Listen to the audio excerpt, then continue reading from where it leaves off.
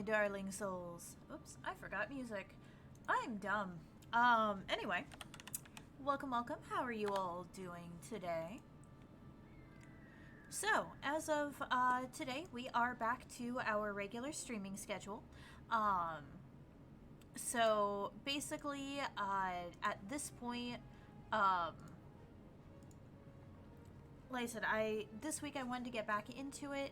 I couldn't stream yesterday because of the protest that was going on, and I am in support of that, even though I haven't actually been affected by a hate raid of any. Oh, hey! Thank you very much for resubbing, Ghost Prodigy. Thank you very much for the 6 months. You're such a sweetheart. How are you doing today? But yeah, like I was trying to say is that I wasn't able to stream yesterday because of I said mostly just because of the protest that was going on, and I was, you know, avoiding streaming in order to basically in order to stay in line with that. But other than that, we are getting back to things today. So today is Final Fantasy XIV. Tomorrow I will be streaming as well, and then I will be back to streaming Nier Automata again on Sunday. As Sal and I haven't figured out when to continue on with Doki Doki Literature Club. I'm so could be better. Oh, I'm sorry to hear that. Well, I hope maybe I can, you know, help brighten your day a little bit. How am I doing? I am doing pretty well. Thank you very much for asking. I woke up not too long before stream, so my brain is probably going to be in the dumb section of things for a little while. But you know how it is. I say as if my brain isn't dumb like most of the time. But no, I'm doing pretty well today.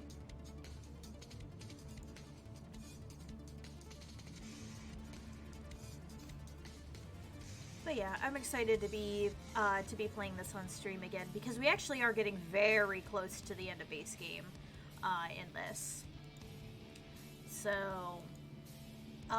for anyone who missed what was going on before, basically we got to the point where we are trying to infiltrate the Garleans.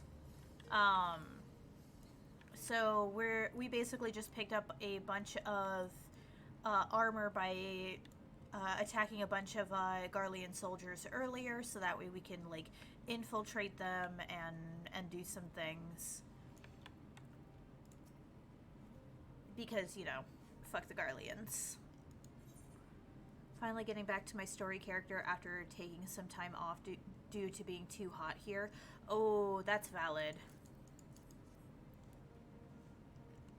I'm glad you're getting back to your character though, but oh boy, do I feel you on the heat.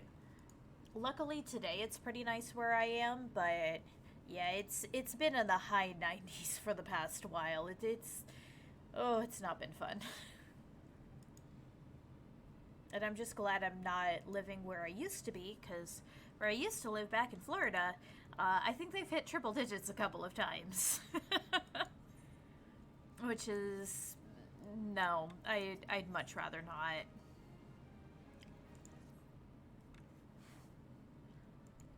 And now we get to go... oh, hello there, Mount. Now we get to go steal a piece of Magitech armor. Thankfully, it's been back in the 70s this week. Very nice. That's awesome. I just realized my butters that I'm using to block chat are not big enough. Hold on. There we go. Exotic butters are now appropriately blocking chat. But yeah, no, I absolutely get that. That must be a hell of a relief. Going from like super high to suddenly back down in the 70s. Sensor butters, yes, absolutely. Gotta have the sensor butters, because otherwise Twitch can get a little bit angry. And we don't need Twitch getting angry.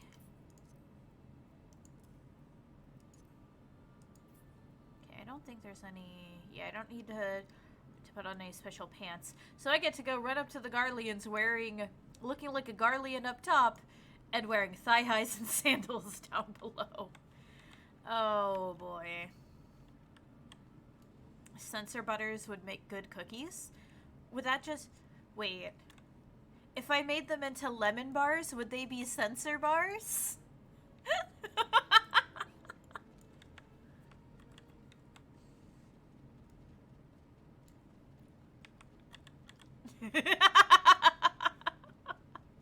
Hell yeah. Turn the sensor butter into sensor bars. Special pants sounds like a Friday night, right? But no, I wear no pants. I am wearing literally a skirt and thigh highs underneath this, underneath the Garlean coat. Like, sure, I totally look like a Garlean warrior and not, you know, just some random adventurer who stole gear and forgot the pants. This absolutely makes sense. Nobody will see through my foolproof disguise.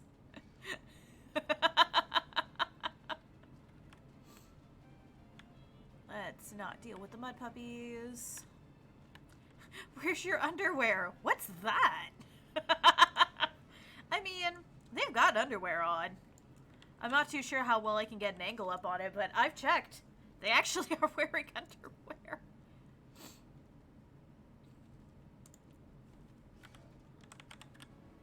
Whoop. Oh, I have to fight a stupid mud puppy.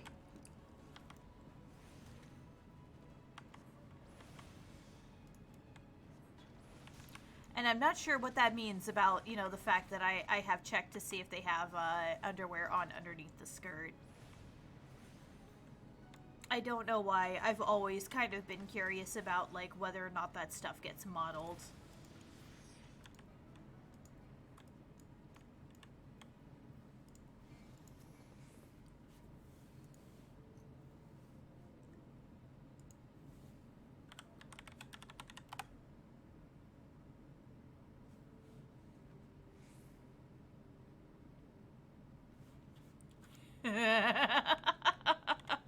Oh shit, wrong salute. I don't remember how to do the Imperial salute. Hold on. Oh no. There we go, Imperial salute. Oh, it's / Imperial salute. You know, that would make fucking sense. I want a pet that follows me with a black classic sensor bar that's only job is to block people from seeing as I fight. That would be hilarious. I'm into that. That would absolutely be hilarious. Though, funnily enough, on stream, you could probably do that. Like, whoop. Run away! Like, because theoretically, on stream, because the character mostly stays, like, in the same region of the screen, you know, basically no matter where they are, they just kind of go up a little bit if they're jumping. You could probably put, like, a sensor bar on the screen blocking, your character, and it would have exactly the same effect. No! Fuck off! I do not want to fight the frog!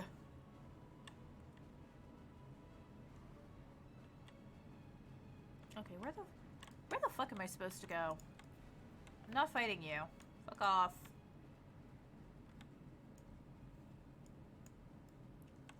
Oh, it's up. Do I have to go up there?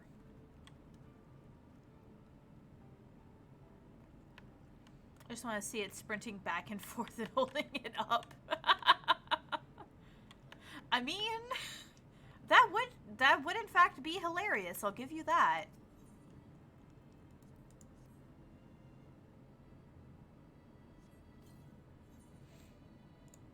Oh, lovely. I gotta fight. Alright, let's go.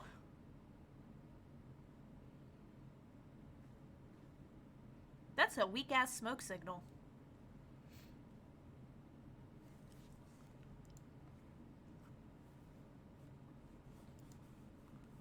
And of course, Sid's on hand just in case we break the fucking Magitech armor. This is a place, but where's the enemy? Above you! Oh. Over here, apparently.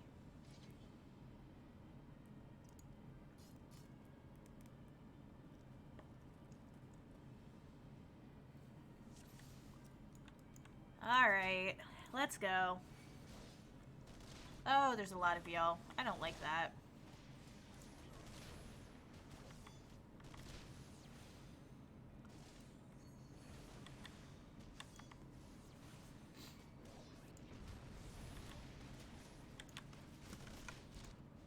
Oh, this hurts. This hurts a lot. Hold on. Ouchie.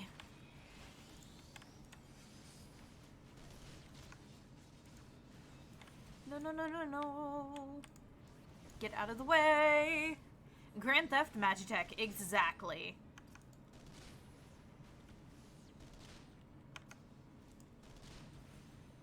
Oh, wait. There's an archer back there. Get out of here. Nope. Nope. Nope. Nope. Nope. Nope.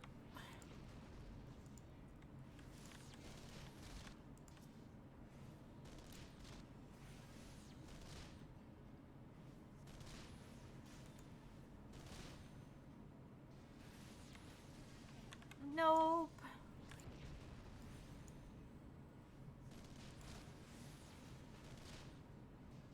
Oh, it's hurting and I don't have mana ward back up yet. Ouch. Oh, that hurts. And there's more. No, fuck off. Do not appreciate y'all. Since Final Fantasy VI came out, I always wanted a Magitech armor to ride around in. Yo, that's fair. You actually do get a Magitech armor as a mount in this game. And it's actually really great because, you get it, and then the music that it plays, if you have the mount music turned on, is actually, the Final Fantasy VI overworld theme. And it's so good. Okay, no, you're a cleric. You go down. No healing. Not allowed, sir. Ooh, that hurt. Fuck. And I'm down. Become small? Okay. Give me a moment. I will become small. Oh, fuck. I forgot I get really big when I go small. Hold on. Okay. Okay. I have become small. Oh, I should probably, be a little bit higher up than that. Large, small demon, yes.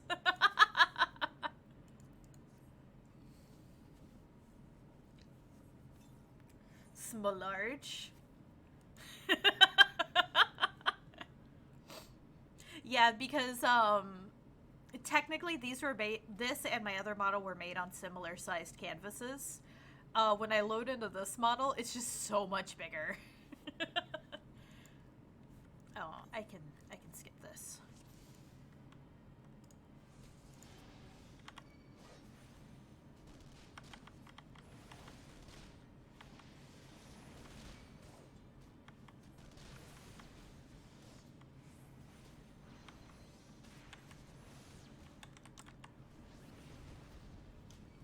Waiting for that 25k points. Oh man, are you gonna make me play a game?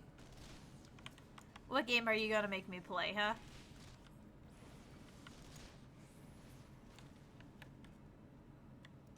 I'm working on kicking its ass. It killed me once.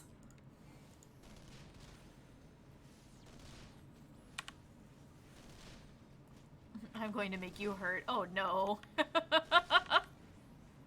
Oh, thank you very much for the hydrate. I will do that as soon as I am no longer in this duty. Come on, let me attack the damn thing. Can it be any game? It can be any game, but if it's not a game that I own, then it might be a while before I can get around to playing it. The one exception being I will not play Bennett Foddy's Getting Over It. I do not like how angry I get at that game, so that is the one game I will not do.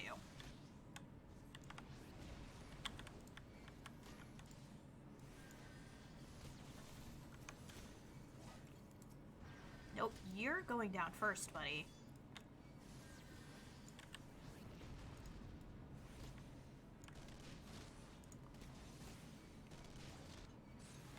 Excuse you.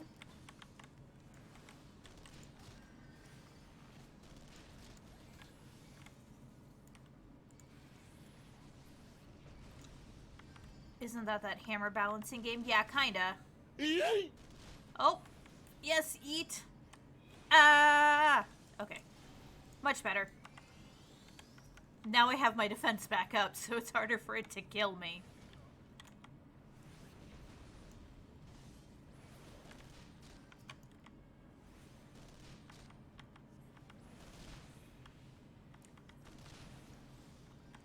But yeah, Bennett Foddy is very much a rage game, and like I said, it's not, it's not a game I'm willing to play on stream. Just because, like I said, I get really, really angry at it, and I'm not comfortable with how angry I get. Also, I'm still not sure why it's, like, double playing the sound effects like that. I've, like, removed and re-added the sound alerts to my stream, and yet it still doubles it up. I thought of making you play the Sega Genesis version of Dark Souls? What? The fuck is that? Also, hello, Gore. Welcome by. How are you doing? Also, I have no hydrated, and I am sitting up straight. Thank you very much, Sal. The pain. Oh, no.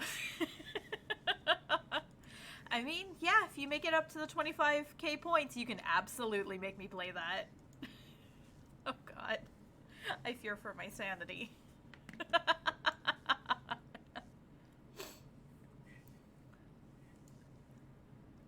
Well, we bashed up the Magitech armor really bad. Mumble mumble in cart chocobo.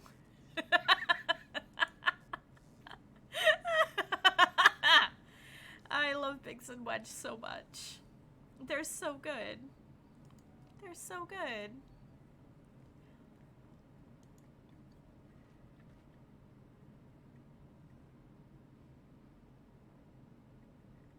Alright. They go and do the thing. Yeet the Lullafell. Yeet the potato.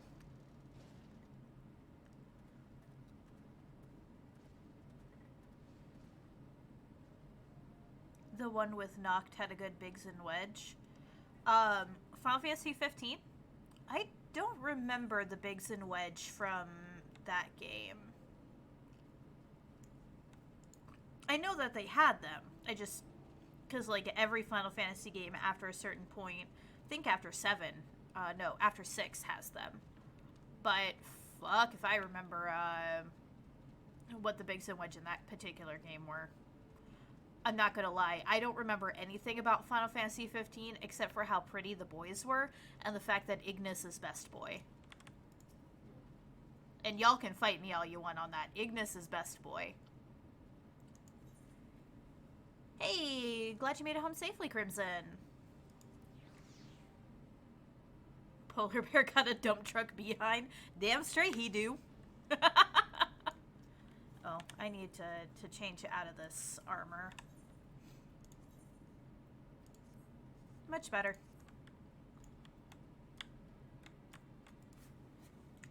Back to my yukata and mask. They had a very short arc. Fair enough. Like I said, I genuinely don't remember much about that game except for the boys. And like I said, Ignis is best boy, and I will fight anyone who says otherwise. Ignis was the big one, right? Or is that the dumbass that always died and would rather use a camera than help? Neither of them. Ignis is Glass's boy who cooks and drives and is basically the adult of the party. Okay. Prompto is the one who uses the camera all the time. And Gladio is the big buff dude. Yes, Toast Man. I mean, just saying. Like, Ignis is also straight up the smartest of the four. So, of course he's best boy. Of course he'd be my favorite.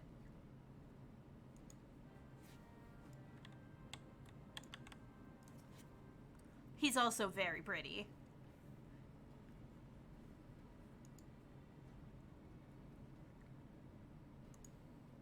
And we all know that I love the pretty men. I mean, I think me, like, fawning over what's his face from, Nekopara, Catboy's Paradise should have been proof enough of that. I always made toast when he cooked, and I had one instance where he just threw the plate onto the table and fixed it a second later. Nice. They actually did program a lot of really interesting little interactions into that game. I appreciate them for that. Too bad the rest of the game couldn't keep my attention. I didn't know if that was RNG or... It was probably RNG, but... Yeah. Goldsmith's Guild. Do I have to go? Yeah, I gotta go back to Ul'dah. But yeah, no. Like I said, I've played, like, the opening hours of that game. I've gotten up to, like, I think chapter 3 or something. Where am I going? I need to use the Ethernet. But, frankly, like... It just never kept my interest. It's just like, yeah, sure, the boys are pretty, but, you know,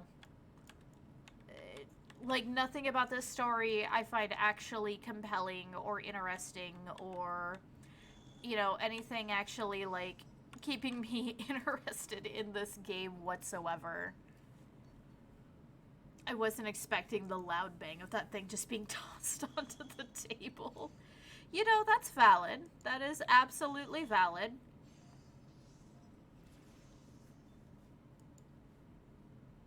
Wow, I forgot about this. Alphino just fucking calling us his servant. Fucking child? I am going to yeet this child into the fucking sun. I know he gets better, but I'm still gonna fucking yeet the child.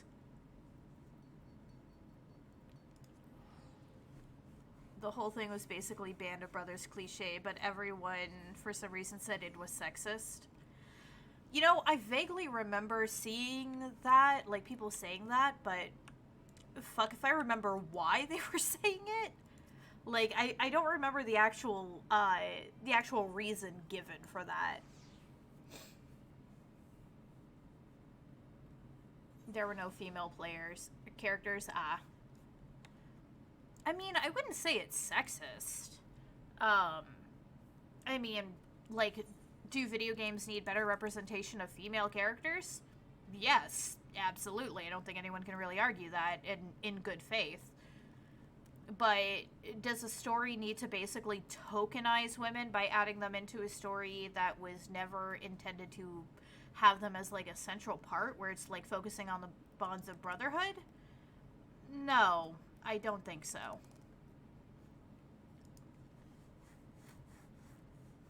Because if you want to tell a story focusing on, like, bonds of brotherhood and everything, adding in a female character that actually feels like a female character and not either completely tokenized or basically a female character that's written to essentially be one of the boys, which, to be fair, there are women who exist like that, but, you know, that would cause its own level of discourse. Let's be real here.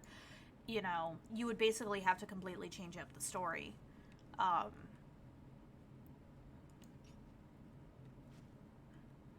Like, I don't really have an issue, at least with the story as it was told, as I saw it. Like I said, I haven't seen more than a few hours into the, I haven't seen more than a few hours into the game itself, but, like, it's just bros being bros. There's no problem with that. So why is VTube Studio doing this? Why is it still, like, I go into VTube Studio and then suddenly it stops, like, with the frame drops, and then I come back into OBS and it's doing it again. What the fuck? I do not understand. OBS, what are you doing?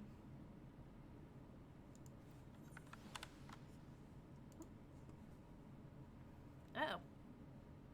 Camera, we good? Okay, we good. I think it was Final Fantasy 13-3 where the main character was a woman and the game bombed. Well, to be fair, Final Fantasy 13 like, the Lightning Return shit bombed because it was a terrible game. There was no ifs, ands, or buts on that one. That was just a bad game. Also, I just noticed Pretzel isn't actually playing any music. Can we please play music? Like, come on now.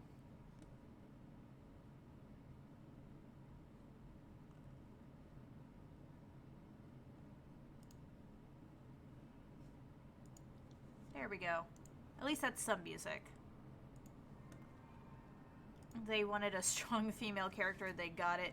No, I would completely disagree with that. Lightning was not a strong female character. She was a boring female character. There's a very big difference. And people tend to associate strong female character with being absolutely boring to watch. And honestly, that is a problem. That is actually a problem. Hey, you're not wrong for liking the game.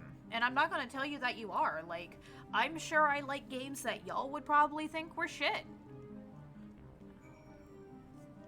But I can see why people had problems with them. And I can see why people had problems with Lightning. Personally, I find her an extremely boring character. Am I going to say you're wrong for enjoying it? No, absolutely not. You can enjoy what you enjoy. Especially, like, I'm also one of those people that's just like, you can also enjoy problematic things. As long as you recognize, you know, what the issues with something are. And, you know, I'm sure that even if you absolutely love that game, you can probably see where a lot of people had complaints about it. That doesn't make, you know, your enjoyment of it any less valid, nor does it make their complaints any less valid.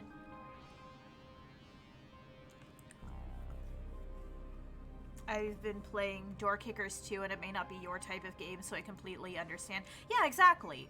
Like, you know, just because somebody says, like, oh, you know, this game has problems, I said, it doesn't mean that you can't like it. You know, I have loved some games that had some really, really stupid plots, and I can't think of them off the top of my head, but they come up whenever, oh, what do I gotta do? Oh, I have to welcome the Magitech armor.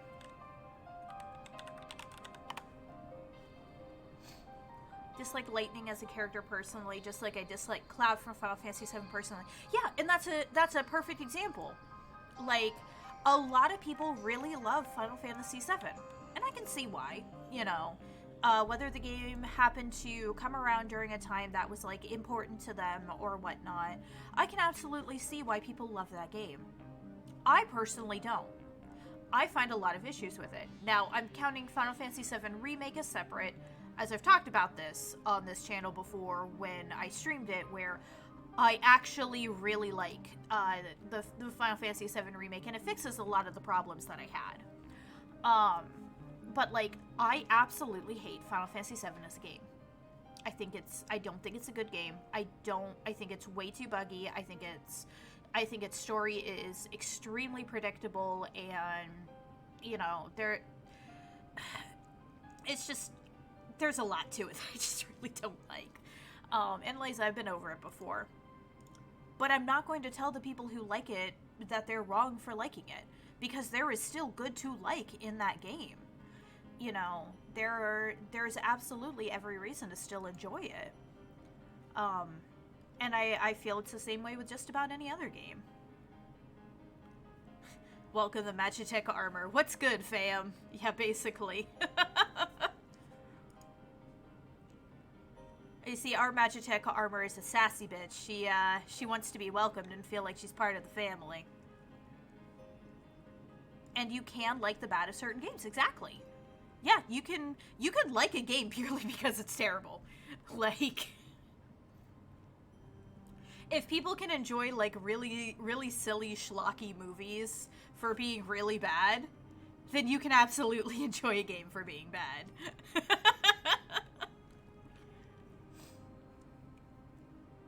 And you know what? I may judge you internally about it a little bit, but I will never tell you you're wrong for it. In my experience, the glitchier games have been better. I mean, you know, okay, there's a certain kind of glitchiness that's fun, and then there's a certain kind of glitchiness that's just not fun, to be fair. When I played Final Fantasy VII, I ran into a lot of the game-breaking bugs. I ran into stuff that, like, locked my save. Which was a problem. I didn't know about or really run into any of the fun games, or any of the fun glitches in it. I didn't find out about them until I was much older and had access to the internet. And I would actually say that, yeah, you know, in a way that can be true. Like, I really enjoy Final Fantasy VI. Partly because of the story, partly because Kefka is an amazing villain, partly because of the bugs. There are some ridiculous fucking bugs in that game that you can take advantage of, and they're a lot of fun to mess around with. Also, hello, Azure Satan. Welcome by. How are you doing today?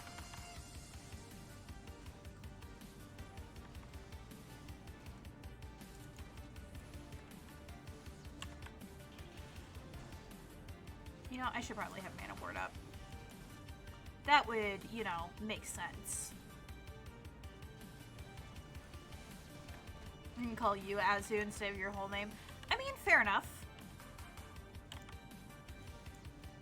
I tend to refer to everybody by their full username when I can help it, because I also sometimes get people who have very similar usernames.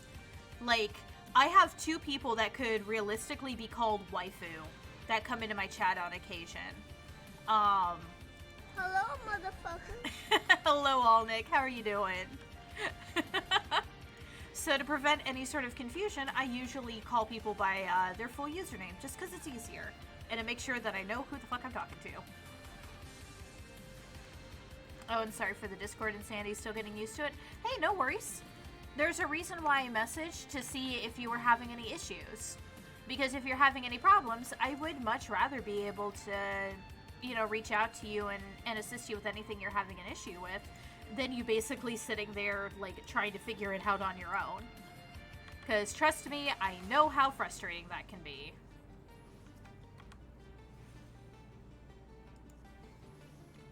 Doing alright, surviving the heat today. Glad to hear it. The heat has in fact been pretty nasty.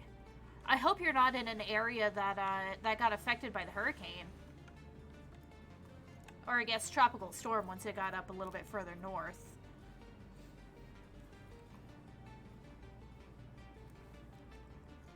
Like, we actually had it hit here and I didn't even notice it. Like, legit. So yesterday, I was working on some things. Like, I was playing Final Fantasy XIV with, like, Panzerkern, and we, and, like, my roommate came home during it,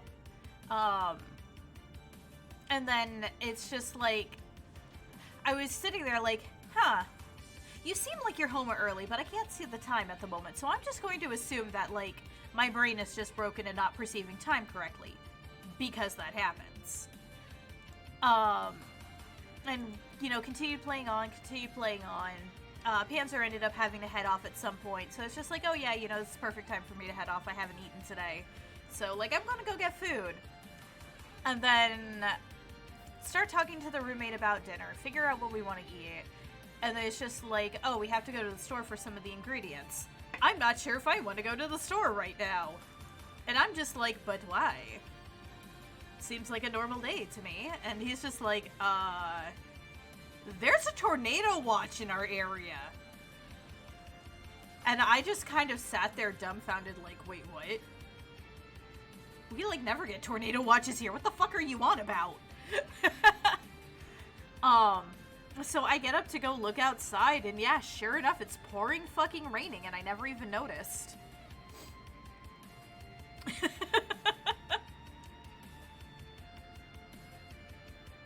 Hey, yo! Our Magitech armor has our decal on it. Hell yeah. But yeah, so that was the thing.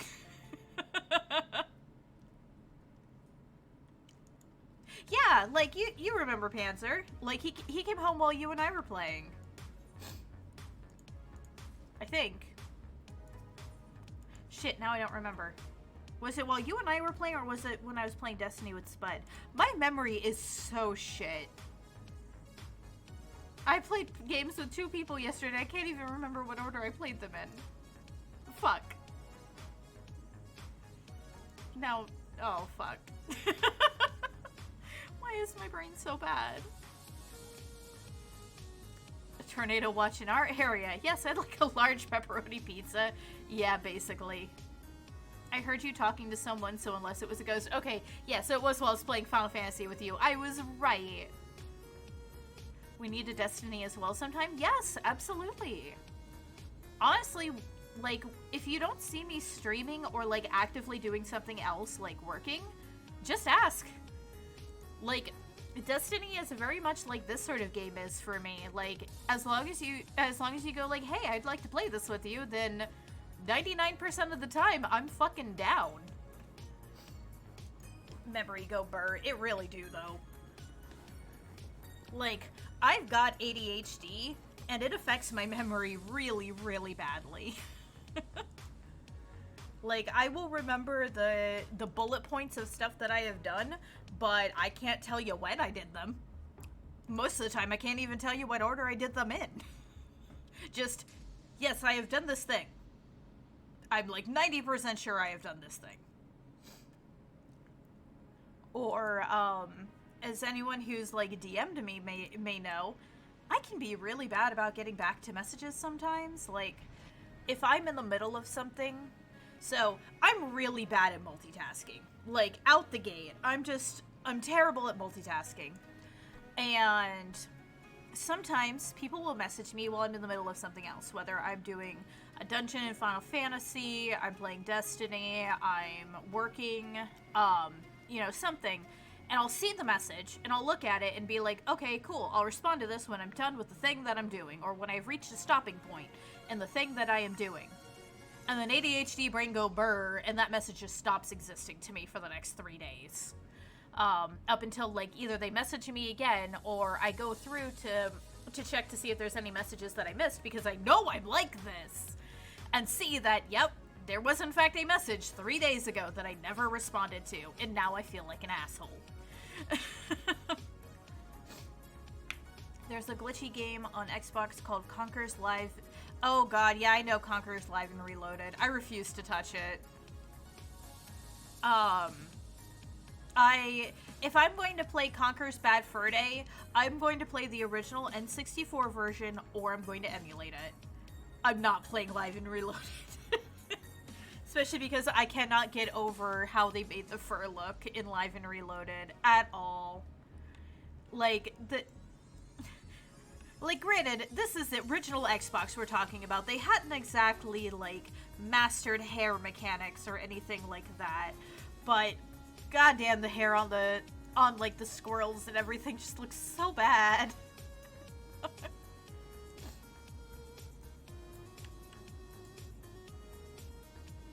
The single player was terrible, but the multiplayer was amazing. The multiplayer was the entire reason you even have the game.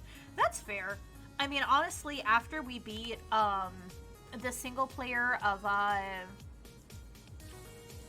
we beat the single player of, Conker's Bad Fur Day on the N64, because that's a game I grew up playing, we actually played a lot of the single player, or we played a lot of the multiplayer.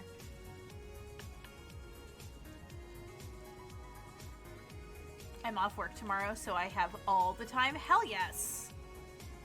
Then yeah, we can totally play tomorrow.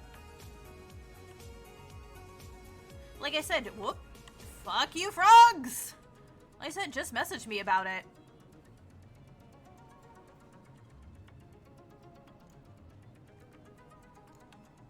Okay, I'm going to have to kill that.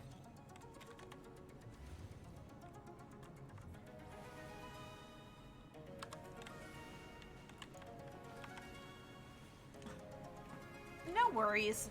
Honestly, like, I misread things all the time. Because again, ADHD brain go burr, and I'm also dyslexic, which does not help.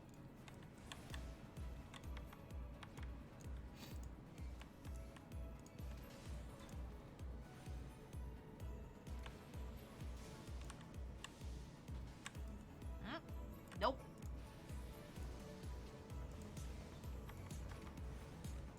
Hello, Millie! Welcome by! How are you doing today? I hope you're having a good day so far.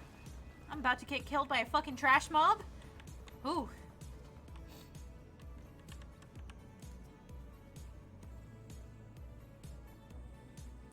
But yes, how is my favorite moth wife doing today?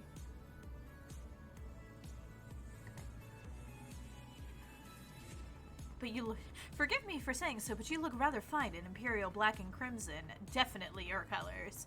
I mean, yes, they absolutely are. But, I'm not an Imperial, though. I have to lurk because my laptop is doing triple duty. Just want to say hi. Aw. Well, thank you very much for coming by, sweetheart. It's always lovely to see you. Also, I'm worried that your laptop is doing doing triple duty. Like, I know you work during this time of day, but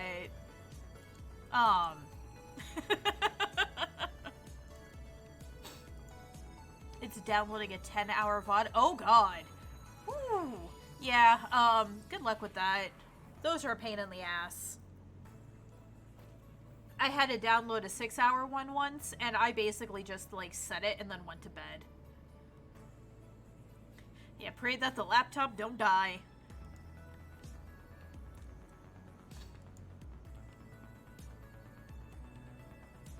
Poor laptop, right? But you know what? Sometimes you gotta do what you gotta do. And sometimes what you gotta do is download a 10-hour VOD. Doing 3 duties at once and Lilith is just messing with the story. Damn straight I am. I mean, hey, if I could be nice and help out, I would. But unfortunately, I don't live anywhere near Millie, so I cannot give them a hand.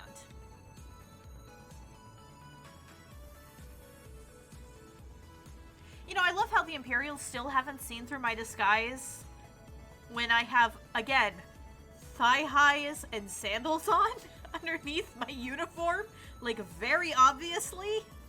Like, do they just assume that, like, I'm an Imperial soldier that has a sense of fashion or something?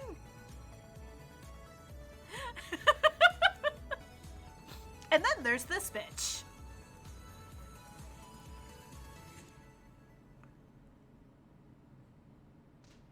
Ah, how dare you? How dare you slap mom?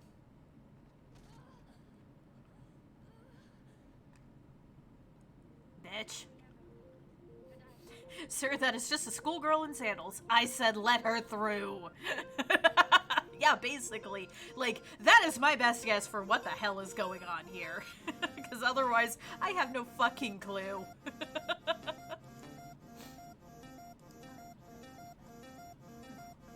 Employ more rigorous methods of study.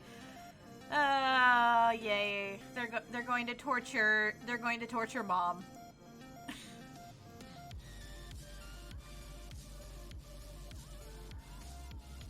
So, like, I don't have that big of an attachment to Minfilia, to be completely honest with you.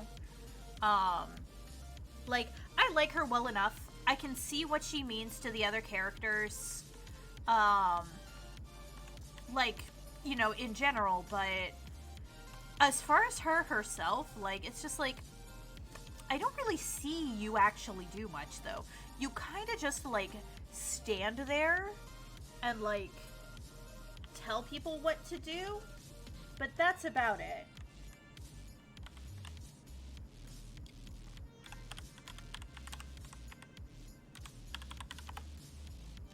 And she actually is kind of one of the examples I have for, like, when you tell story rather than, like, actually show it.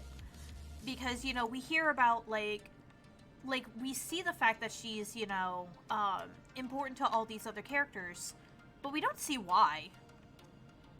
Like, at all.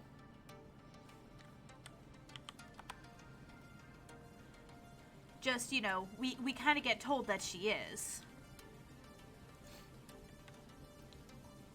And, like, even then, being the leader of the Scions and everything, we don't see her really do anything to kind of justify why she's the leader. We don't, like, we don't really see her, like, say anything, like, particularly, I would say, like, we don't really see her say anything particularly, like, inspiring or, like, you know, insightful, really. Like, it kind of just seems like she's the leader because she has the Echo.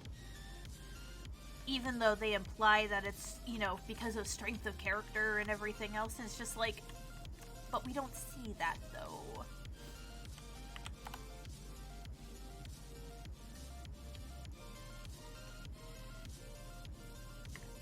You know what I mean?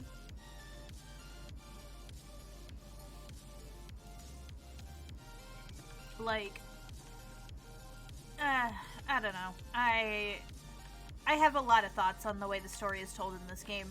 Most of them, very good. I fucking love this game. In case that wasn't, you know, very clear. Naruto don't? Oh. I'm sorry.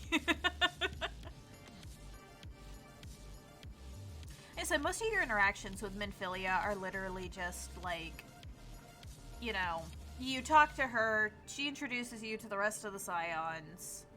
She, like, kind of leads up the meetings and stuff for things of what to do, but it seems like it's always the other Scions actually giving the solutions to the situations rather than Minfilia. She just basically gives them the okay to do the thing that they already figured out to do anyway. And like I said, she holds, like, an immense amount of respect from them, but like I said, they don't give me a reason to see why. And that's what bothers me. Sounds like a leader to me. I mean, again, it would be better, I think, if they actually showed, like, some sort of conflict, or if she actually, like, said or brought up something actually insightful herself. Rather than basically just being like, oh yeah, that's a good idea, you go do that. Whenever, like, one of the Scions, co-op. Like, this is about the most, actual, like, agency she herself shows.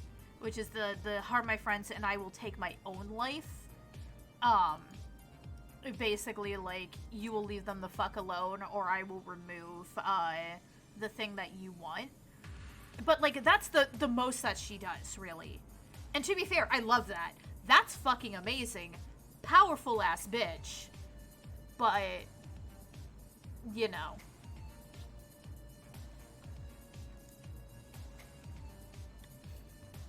Can't read Centurion without hearing it in the Battlestar Galactica voice. You know, I will take your word on that. I've never actually watched Battlestar Galactica. And I know I probably just lost, like, major nerd points for that, but I have never seen Battlestar Galactica.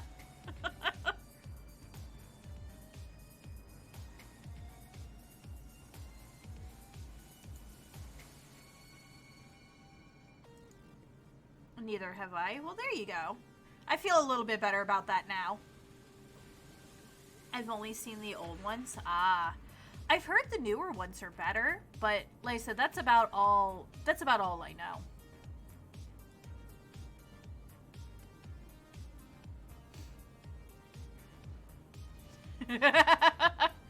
Y'all wanted a fight? We're bringing the fight. Oh, Battlestar Galactica.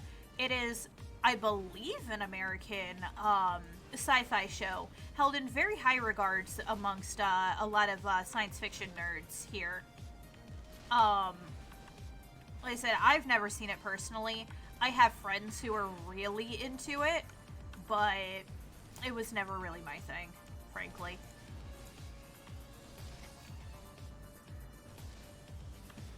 The board game is pretty good. Well, that's good to hear.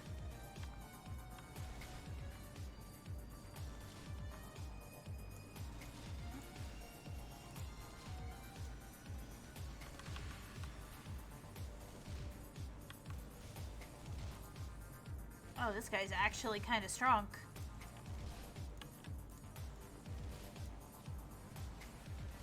Ow! Fuck.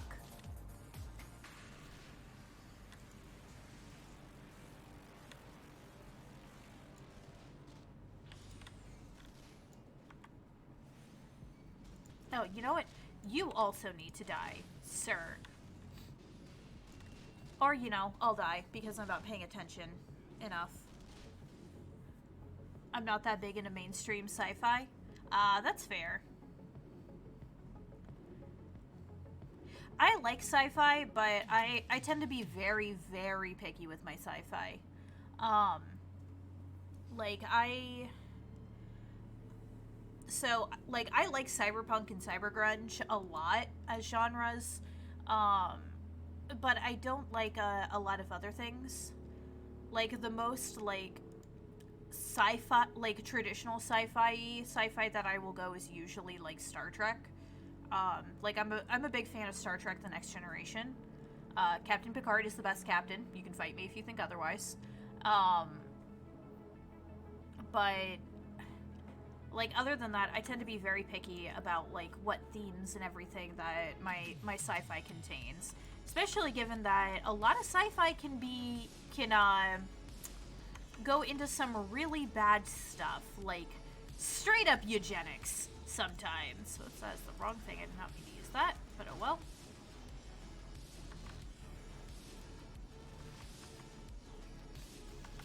I only like obscure sci-fi titles such as Star Wars.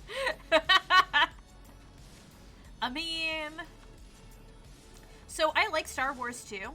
Star Wars, however, is not really what I would consider sci-fi. It's more science fantasy, which is good. I like science fantasy. Science fantasy can be a lot of fun, and you can do, in my opinion, a lot more with it than you can, like, traditional sci-fi. But it's still science fantasy.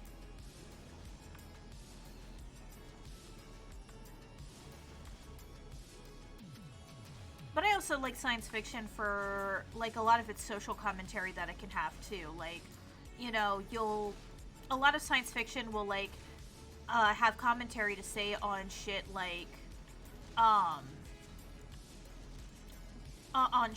you know, well, on, like, race dynamics and, you know, different, like, issues that we're having in society, housing crises, you know, issues with hunger and things like that. And I like actually seeing that.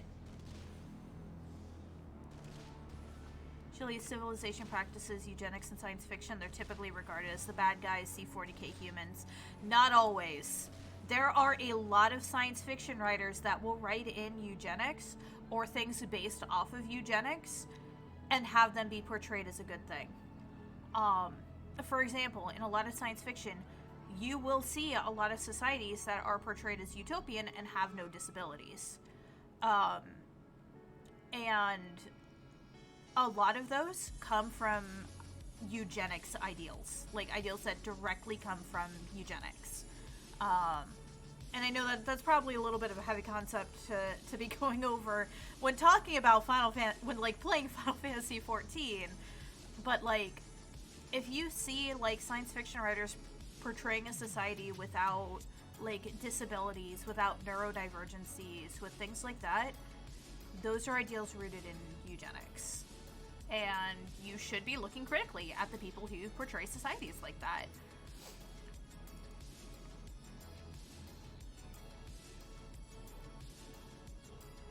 I don't like Star Wars, but I do like science fantasy like Destiny. Destiny is very science fantasy. I love it. There is straight up magic in Destiny. Look at Final Fantasy VII Midgar. Yeah. Most of the times I see those, it's more of a case of they're basically the sci-fi equivalent of elves. There are a lot of writers who will do it, and basically make it so that, like, it's humans who did that. Like I said, if you see science fiction writers writing human societies that have, like, eliminated disability, have eliminated, like, neurodivergencies, and by eliminated, I mean, like, nobody ever in this existence has ever been, like, born paralyzed or has ever had, like, a genetic issue that caused them to be, like, slightly different from somebody else. Like, that is a sign of eugenics. Like, no fucking cap. The people on the top layers are fine, but the bottom, yeah. Well, so that's not a eugenics thing. That is having to do with class divide, which is a completely different, but also completely valid critique of modern social issues. So, like, for example, we've actually been... Sorry, guys, y'all got me on a soapbox. I'm gonna be soapboxing for a bit.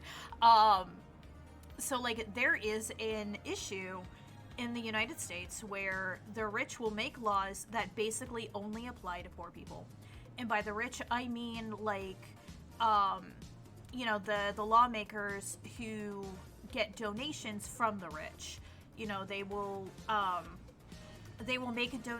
make laws in favor of those who are, donating to them, or in a way that the people who are donating to them want.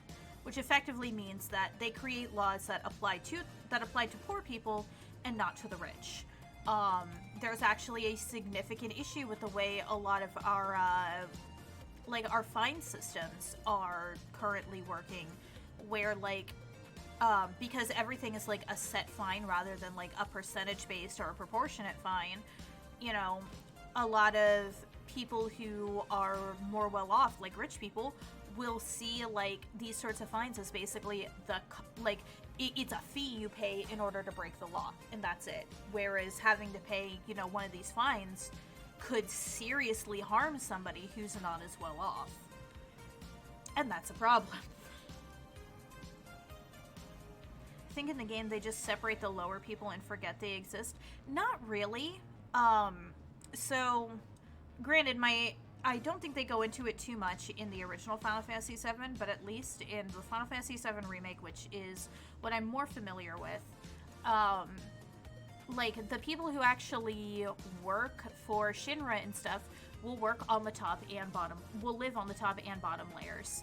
So, like, the fact that the bottom layers do exist and that there's slums down there is known. Like, they don't just forget that they exist. But because it doesn't directly affect the people on the top of the plate, most of them don't care. And that's a problem. And that's actually one of the issues that we have in society as well, is that a lot of people lack, what we would consider basic empathy, and basically be like, nah, like, the fact that this is happening to somebody else, even if it doesn't directly affect me, is a problem. But a lot of people don't seem capable of doing that. Like, if it doesn't immediately affect them, they don't care.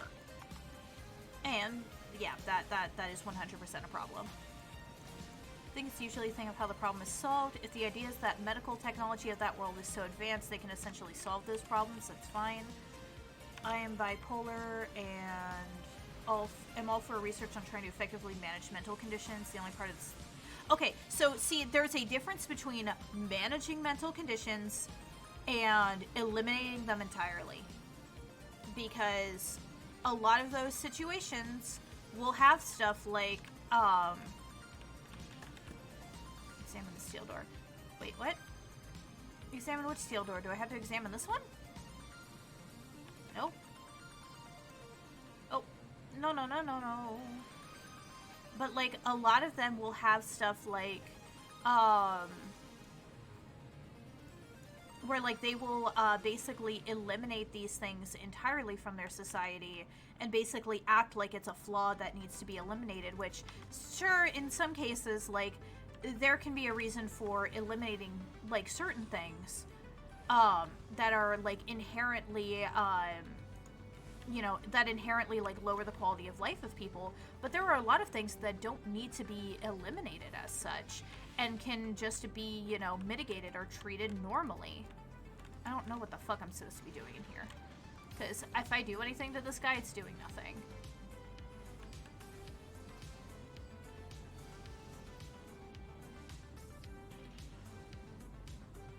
Is this the thing where I have to find the things hidden in the behind here? Because I think it is.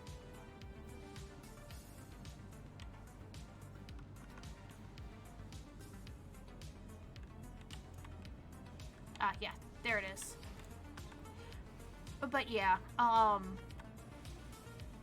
like, for example, there are some things that can happen to basically cause, somebody to be neurodivergent. Like, autism is a pretty normal and natural thing in humans. But a lot of those societies will, for example, treat it as something that needs to be squashed out. Like it's this huge fucking flaw. And in reality, it's not. It's literally just their brains kind of function a little bit differently. And that's really it.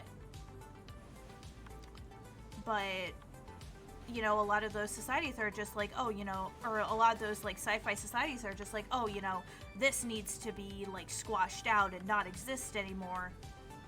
Yeah, that's a problem. And it also, and because, like, so much of this stuff is also, like, so, like, obviously, as people, we can tell the difference between, like, what is fantasy and what is real. But in a lot of cases, fantasy will still inform how we see things, like, in the present. Like, you will read something while you're younger and it will unfortunately affect the way that you see things later on down the line. It will actually affect your formative thoughts. And sometimes having that sort of shit be popularized in that kind of media, that's also a problem.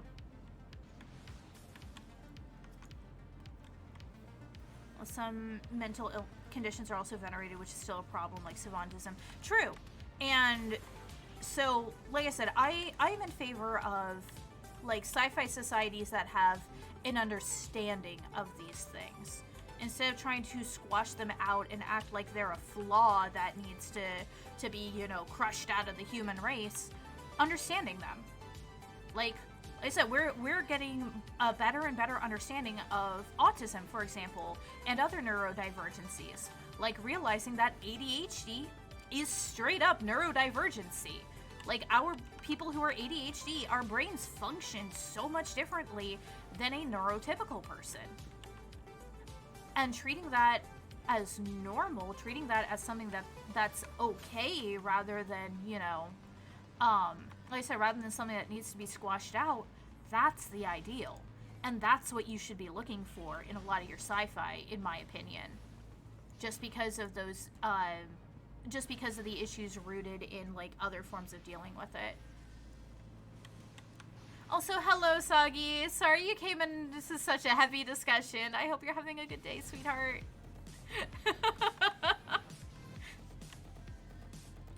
I've gotten in the habit of calling those things conditions rather than diseases. Honestly, I wish a lot more of our society would do that. Because like I said, there's nothing wrong with being autistic. There's nothing wrong with being ADHD. It just means we function a little bit differently. There needs to be understanding for that. There needs to be, discussion about that.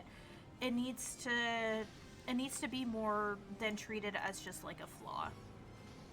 And because it's relevant to the discussion, And because, let's be honest, it's on a lot of people's minds right now with the fact that the pandemic is getting, is ramping up in a lot of places, at least in the US again.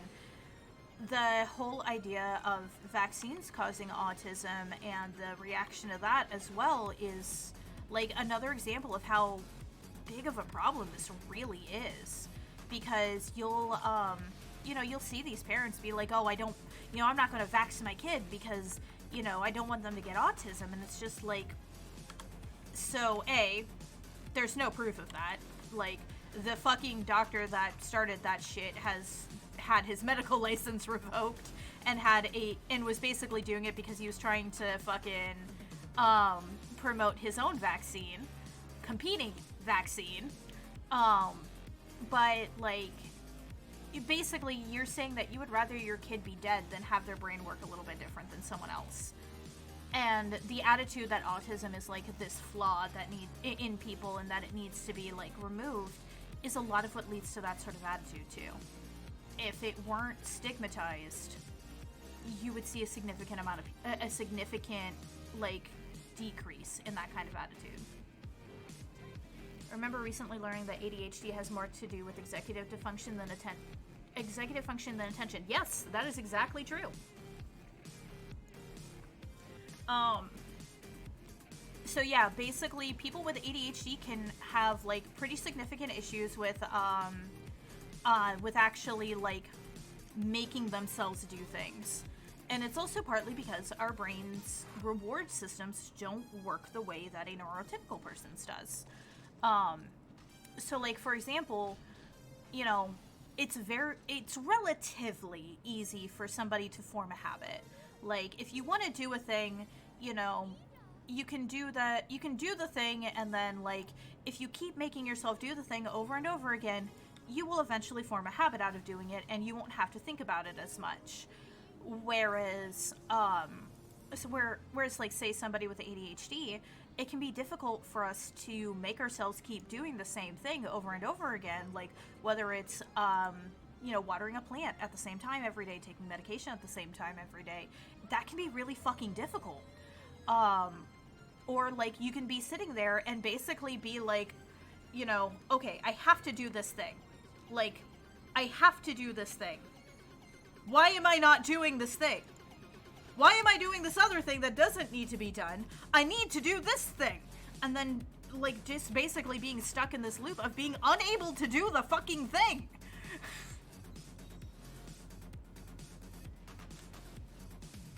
To some extent, though, I feel that sympathy only goes so far. One of my old roommates was diagnosed with Asperger's. He also happened to be a colossal asshole. The Asperger's informed his behavior, but did not excuse it. Actually, I would argue that no, the fuck it didn't. Because being an asshole is just a fucking, like, personality flaw. My roommate has Asperger's. My roommate has no fucking clue in social situations. But you know what he does do? He does try. And he does talk to people. And if he fucks up, he owns it.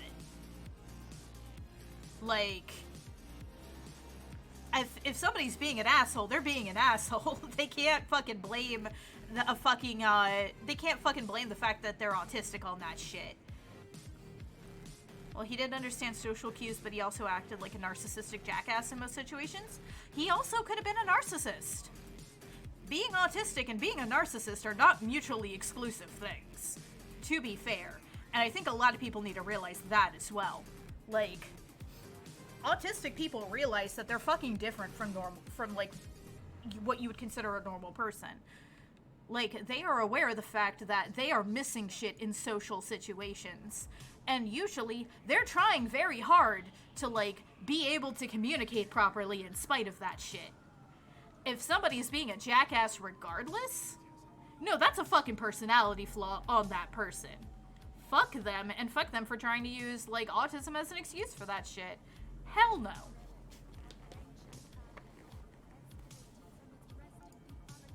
Like, there's a very big difference between not understanding social cues and being an asshole.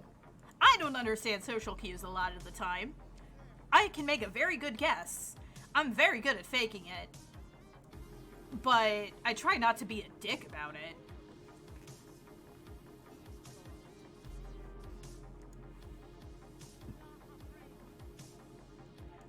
So yeah, if somebody is literally just being an asshole, like I said, that's 100% on them. Also, look! La Habrea, the asshole that's been following us this entire time. It's fucking Thancred. Yeah, remember how he's been missing for most of the plot up until this point? It's fucking Thancred.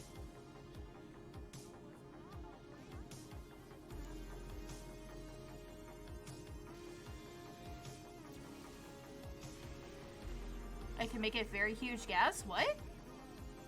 Question mark?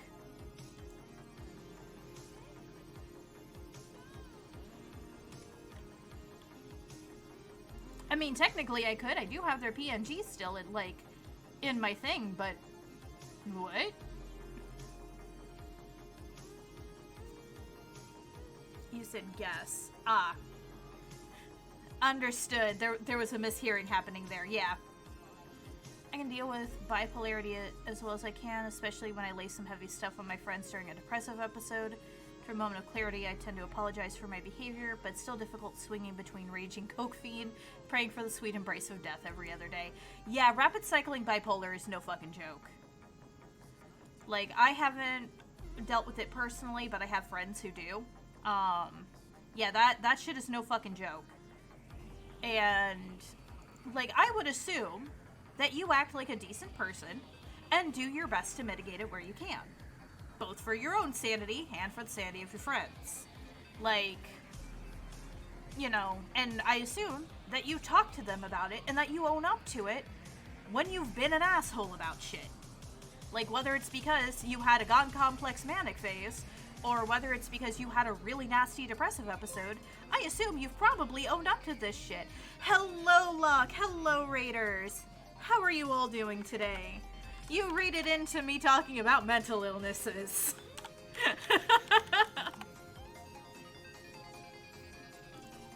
How are you all doing today? What were you playing today, Locke?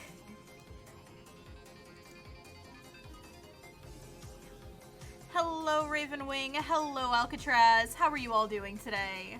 I hope you are having a wonderful Thursday so far. I'm decent at chatting like this, but if I'm IRL next to people talking, I'm so quiet you forget I'm even there. Chatting can be hard. Social anxiety's a bitch, if you have it. Like,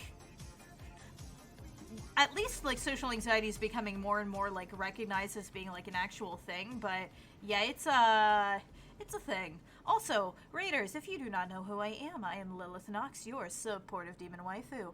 I am a variety streamer. I play everything from JRPGs to action-adventure games and occasionally shooters, and sometimes art. Today, we are playing Final Fantasy XIV, and I have been on a soapbox about mental illnesses, conditions like autism, and eugenics and sci-fi. So, it's been a day.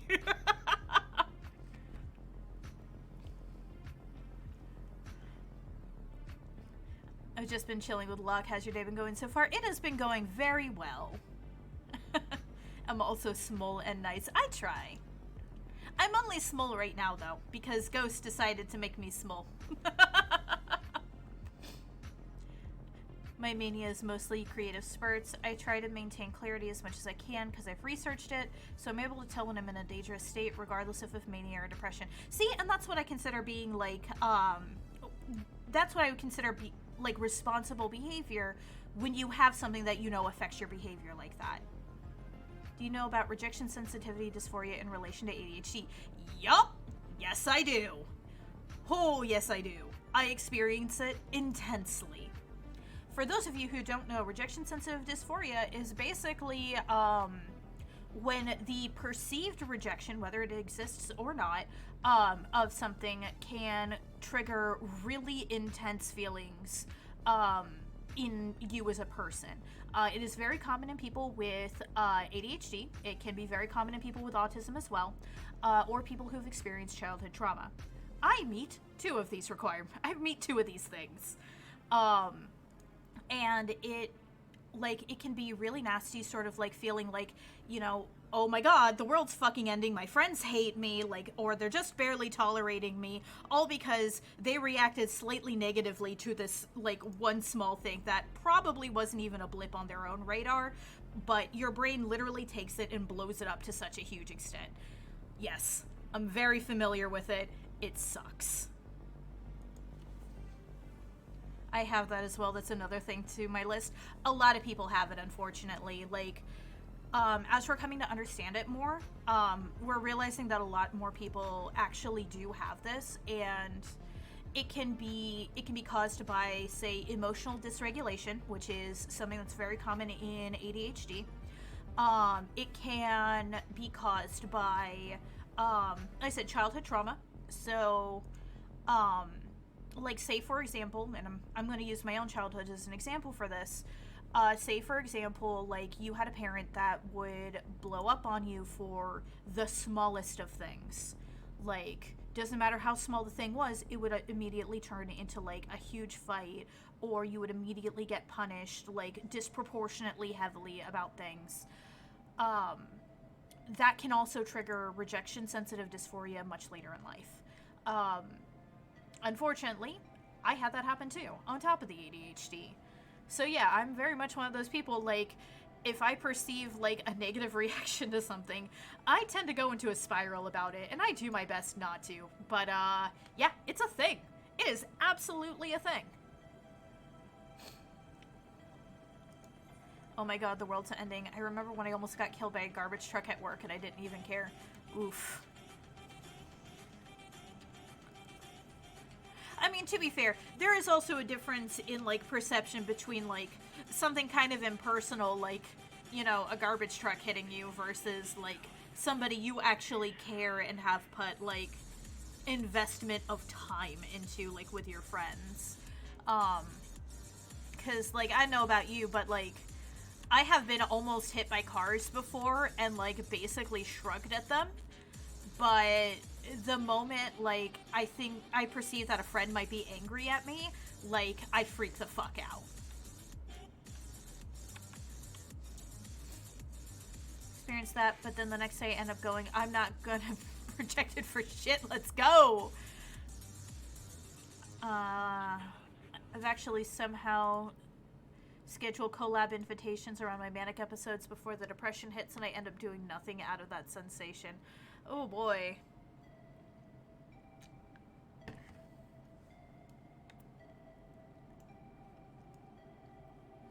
I mean, so, as your supportive demon waifu, Alcatraz and Fox, I have to say that those are not necessarily the healthiest way to look at things.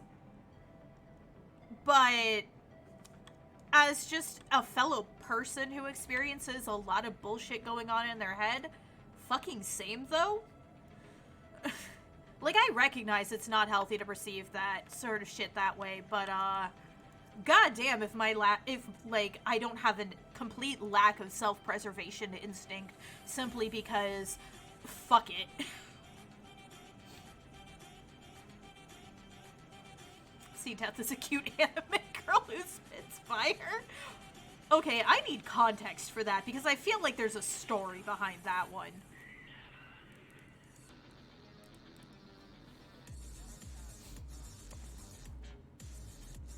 Callie P. Mori, valid. That's valid.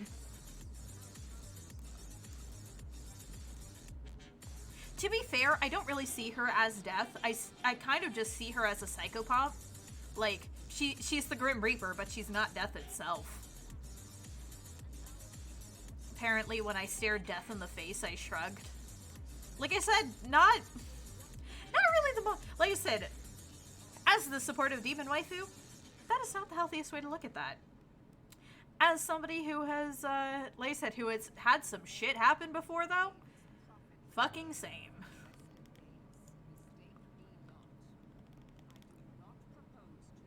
I'm on the endless cycle that everyone is an enemy and everyone is always on the edge of stabbing me, even if they're friends, and that friends are just people that teeter on the edge of they will or are too scared to try.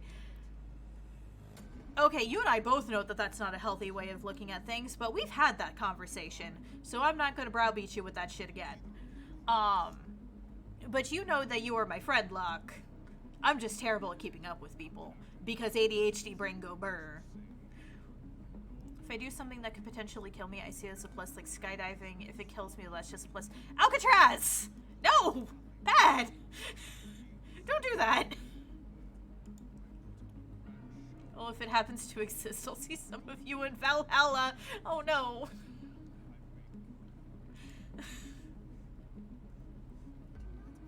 To be fair, I ain't going to Valhalla. I believe in a completely different afterlife than that. Like, I am a Kemetic pagan. I will be working the fields of Osiris when I die. That is where that's going to happen. Because sure as hell my ass sure as hell ain't going back to hell. Apparently they don't want me. Antisocial to exist. I mean, antisocial's one thing. I don't think you're really that, like, antisocial. Like, you haven't had that much of a difficulty, like, talking to me or anybody else. It's just, you know, you kind of just deal with I think you just, words, English, hello, can we work with me, please? It seems like you just more have the issue of assuming that people don't want to, like, talk to you or don't want to have anything to do with you, rather than you yourself being antisocial, if that makes sense.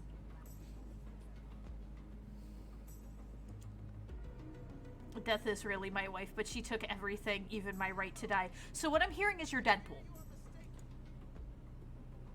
So what I'm hearing is you're Deadpool, like comic book Deadpool.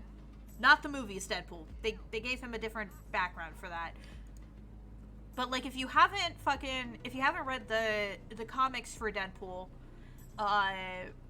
Death is basically in love with Deadpool, and like Thanos is like the reason why he can't die, because Thanos is in love with Death and does not like the fact that Death loves Deadpool, and basically made it so that they can never be together.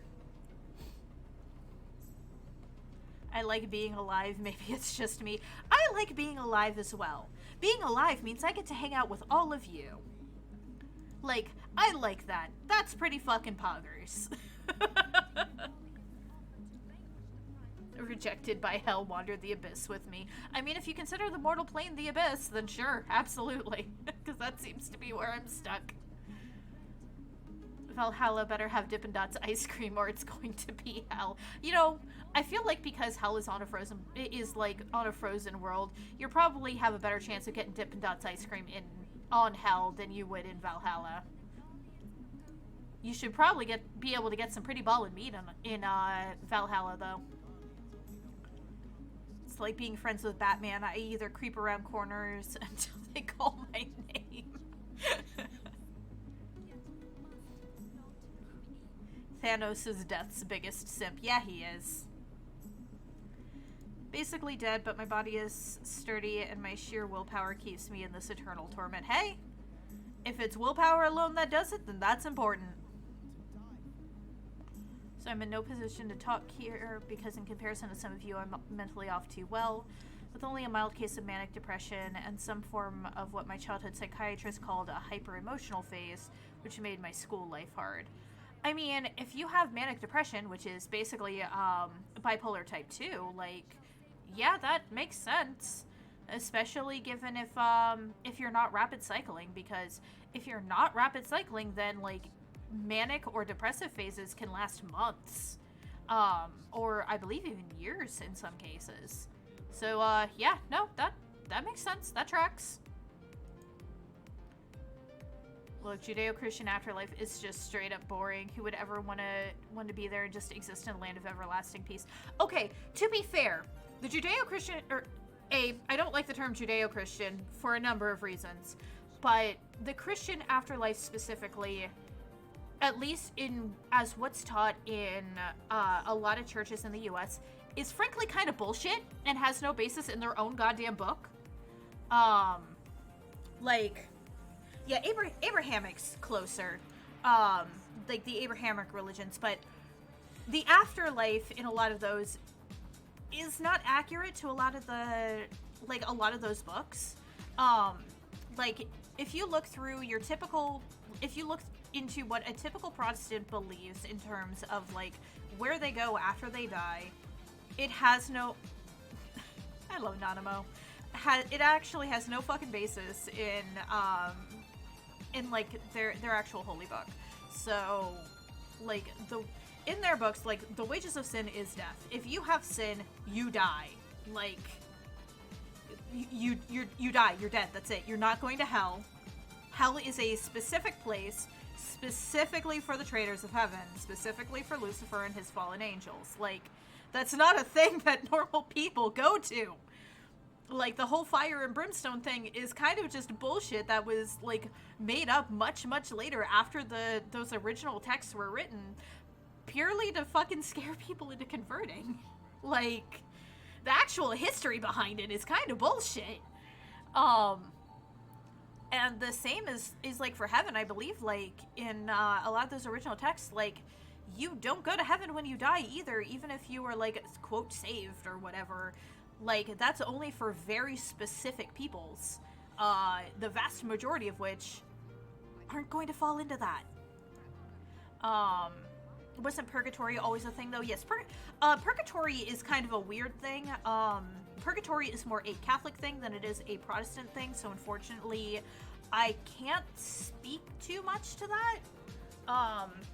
I'm fascinated by Catholicism as a whole and like their religion, like their actual beliefs, not the Americanized version of their beliefs, and the mysticism in their religion, but I can't speak to it with the same like authority that I can a lot of Protestant beliefs.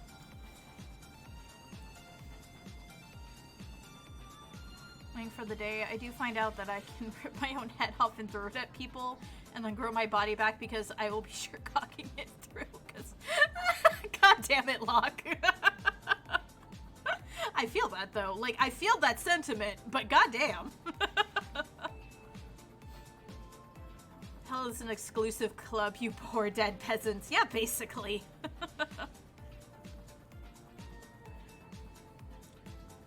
I was raised Catholic and taught by Jesuits. I can speak to it somewhat. Okay. Yeah, see, so you can speak to it a bit more than I can. I'll be honest, I was raised in a fucking cult. Like, breaking out of character for a little bit, I was raised in a cult. I was raised as a Jehovah's Witness. They are a fucking cult. And I had to do a lot of research into, like, what other Protestant religions actually believed to help deprogram a lot of the shit that, like, the Jehovah's Witnesses instilled into me, which is some bullshit, let me tell you. And, like, that sort of research is also what led to me becoming pagan in the first fucking place. Because I found gods that actually, like, speak to me and don't basically either A, have completely, conflicting viewpoints between like the two different books in their holy books slash I need a teleport, what am I even doing, slash like basically rule through fear and fire and brimstone. Now, to be fair, again, that is mostly due to the preachers that actually preach these religions rather than the religions themselves, but still. Gonna roll up like the Fresh Prince of Bel-Air when I can finally go to hell. I mean, like I said, hell isn't, at least according to that religion, isn't something that you really go to as like a mortal soul, but if anybody can find their way there and like force their way in, I would 100% believe it's you, Locke, because I would 100% see you rolling up on some motherfucker down there and causing a fight. And you know what? I want to fucking watch it. Basically, purgatory exists as a way to cleanse the soul before passing on to was assumed to be a lesser area of heaven, but the realm of the angels is like the highest circle. Normal people supposedly chill out in the bottom layer, simply existing as a formless thing. Okay, yeah, see, that sounds more accurate to what I remember. Once I got off the school bus, there were two Jehovah's Witnesses standing at the corner, and I passed by and went home. 15 seconds later, after I got into the door, there was a knock, and those two guys were there. I opened the door and asked them, "Did you follow me home from the bus stop?" They said yes. I told my dad. He stormed out and demanded them to leave, or he's going to have their asses arrested and threaten them. Good. Good on your dad. Frankly. Don't fucking put up with that shit.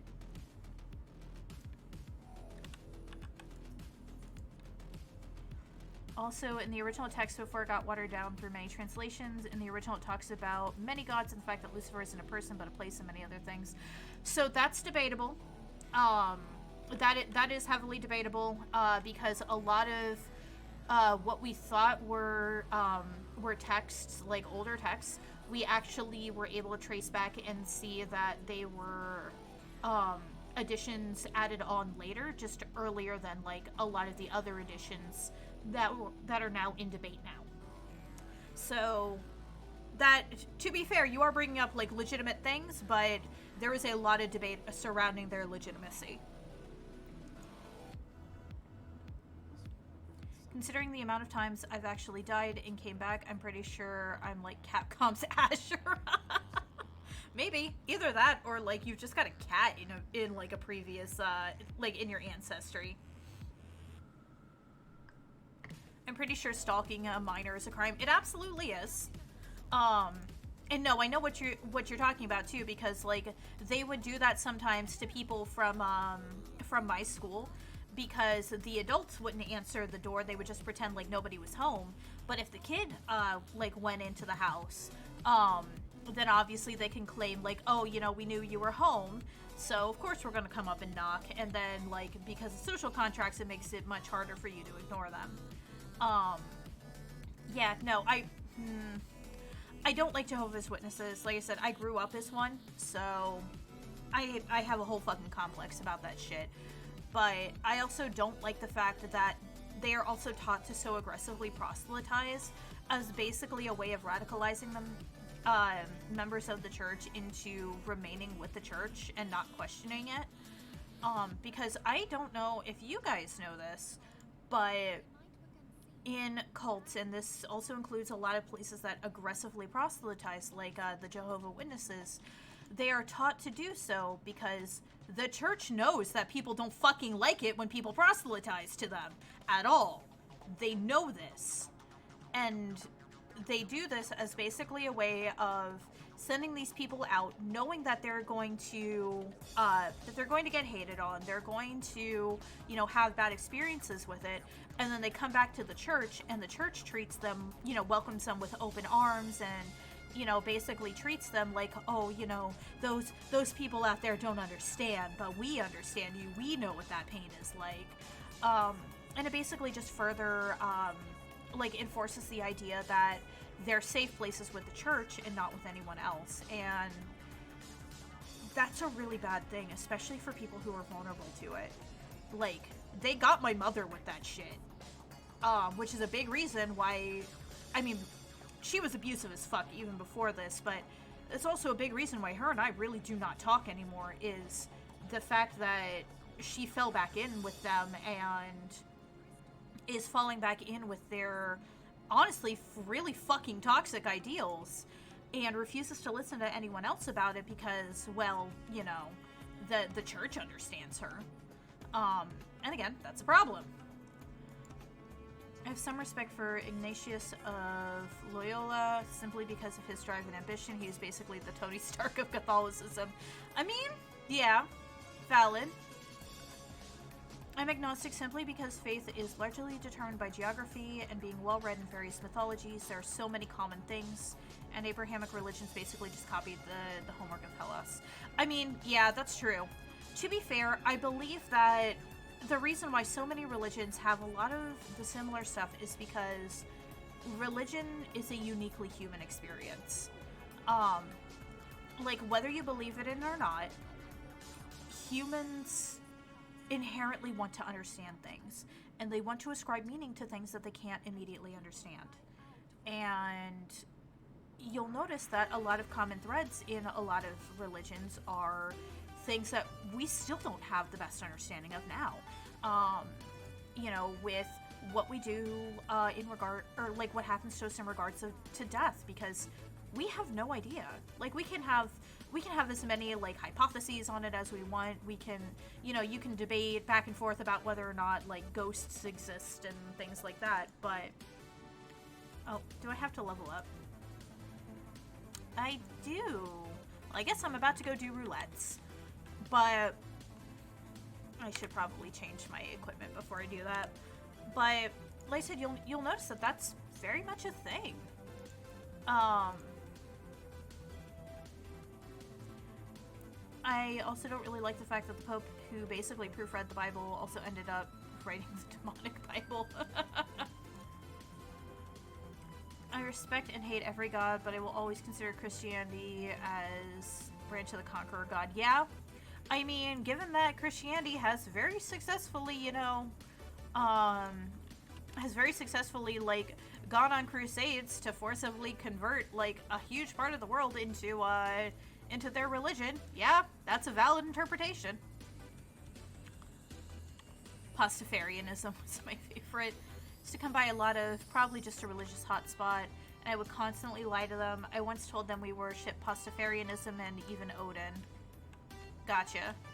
No, I mean more minor things, stuff like the fact that Sodom and Gomorrah is just a story of Bacchus and Philemon with the names changed around. True.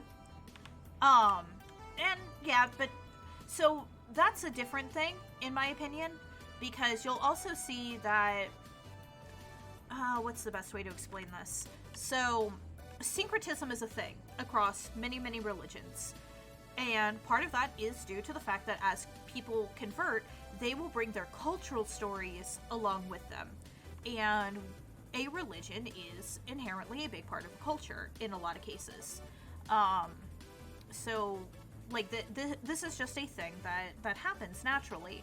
And even if a story started off originally as a religious story, if somebody grows up in a culture with that religion, many of them will also start seeing it in a secular way as well. For example, the fact that Christmas is inherently a religious holiday. It is a Christian holiday.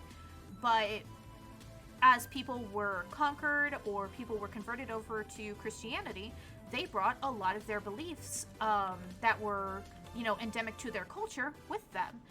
A lot of those beliefs originally stemmed from like religion, or a lot of those traditions originally stemmed from religious practices, such as, for example, Yule trees and things like that.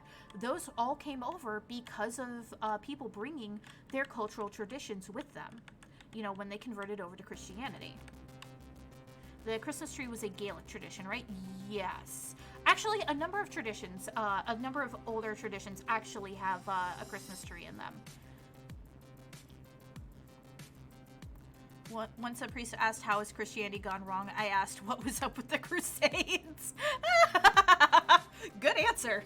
That's actually a really good answer. But yeah, like I said, because of the fact that, like, these traditions can get syncretized, so do the stories.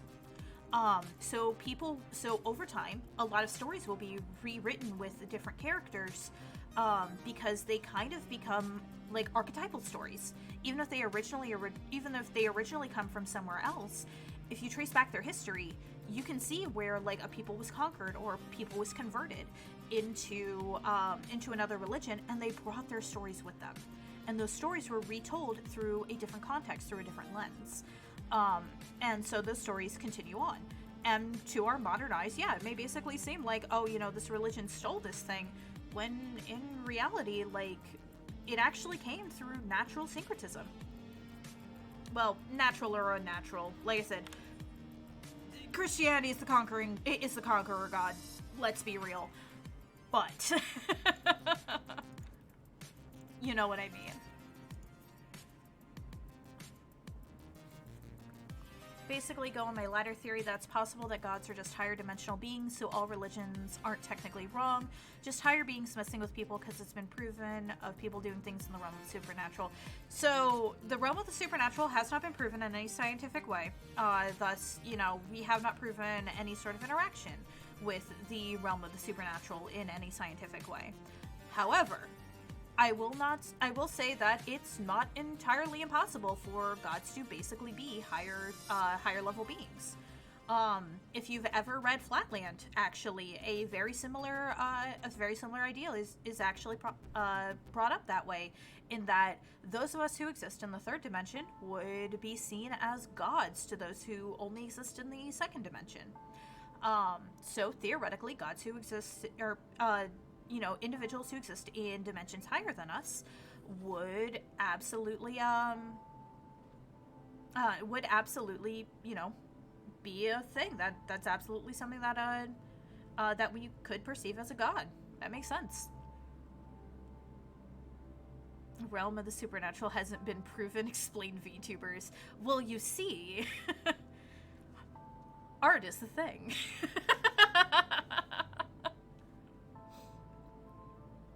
I mean, you know, I am a self-made VTuber. I willed myself into existence. That's how that happens. Problem is that Christians still have a conqueror's mentality, like their stories are the right stories.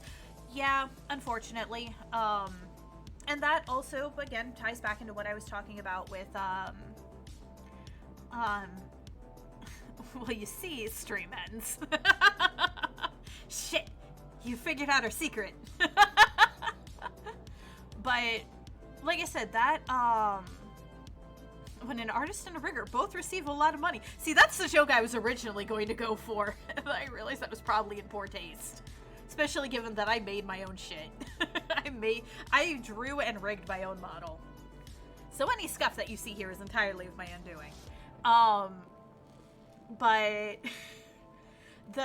like I said, the conqueror's mindset, comes from the proselytizing mentality, creating loyalty to the church, like I mentioned before. It's not just cults that do it; they're just the ones that do it the most aggressively. But you know, other like Christian churches do that as well, and you also have the issue with the fact that a lot of preachers, you know, going on that like, oh, you know, anybody who believes something otherwise is wrong, and then you'll have people who like get really aggressive with their friends about it because to them, their friend is believing in something wrong. Like, these people truly believe in a lot of the stuff that they say. Like, you know, if you truly believed that like your friend was on a path to like eternal torment, chances are you'd probably do something to try and like, you know, help them with that, like to try and get them onto, you know, what you knew to be the correct path. And so people can get really aggressive about it and see like, you know, their friends telling them no as a kind of rejection of what they believe in and what they believe to be true, and what, you know, they, in, you know, some part of them, you know, quote, know to be true. And that kind of compounds. And then when you have multiple people thinking this way and multiple people like, you know, in this box, like confirming to each other, like, we're right? Yeah, we're totally right. We're absolutely right. You kind of get into even deeper into that mindset, you know? And that's where a lot of that comes from. Unfortunately, a lot of it also like feeds into each other, and it all feeds into like creating these sorts of like patterns of bad behavior. And yeah. I say proven just based on the facts that every government has a supernatural division, and the Gateway Project and my own horrible experience with the Ouija board. Although it can just be something people don't understand or can't understand, I'm always open for learning new things that prove it wrong and right, because I don't like looking at things from a biased view. And that's fair. Now, to be fair, the United States doesn't have a department dealing with supernatural things. They have had experiments involving it in the past. I'm sure most of us are aware of the CIA and Project MK Ultra and many of the other projects that have gone on in the past that have recently become declassified. However, like, it makes sense in the idea of, like, a lot of militaries are going to try to do, like, the most that they can to, like, to get, like, sort of any advantage that they can. And if they can get advantage by having, like, fucking psychics, then they're going to do the thing. And now, I should make it very clear, I 100% believe in the supernatural. I am a pagan. I do witchcraft. I am a fucking witch in real life. I 100% do believe in the supernatural and that these things exist. However, I also do try to come at things from a scientific mindset, mundane before magical. And that's why I will also point out, like, scientifically, we don't have proof for a lot of this shit. I have hypotheses on how a lot of them work. But we are not at the point where we can prove or disprove anything in regards to that yet. Because also, the lack of proof on something does not disprove its existence, nor does it prove its existence. A lack of evidence is just a lack of evidence. That's it. I do fully believe that we'll one day be able to figure out, you know, what a lot of, what we consider metaphysical stuff is at some point. I just don't think we're there yet. That's my humble opinion on that.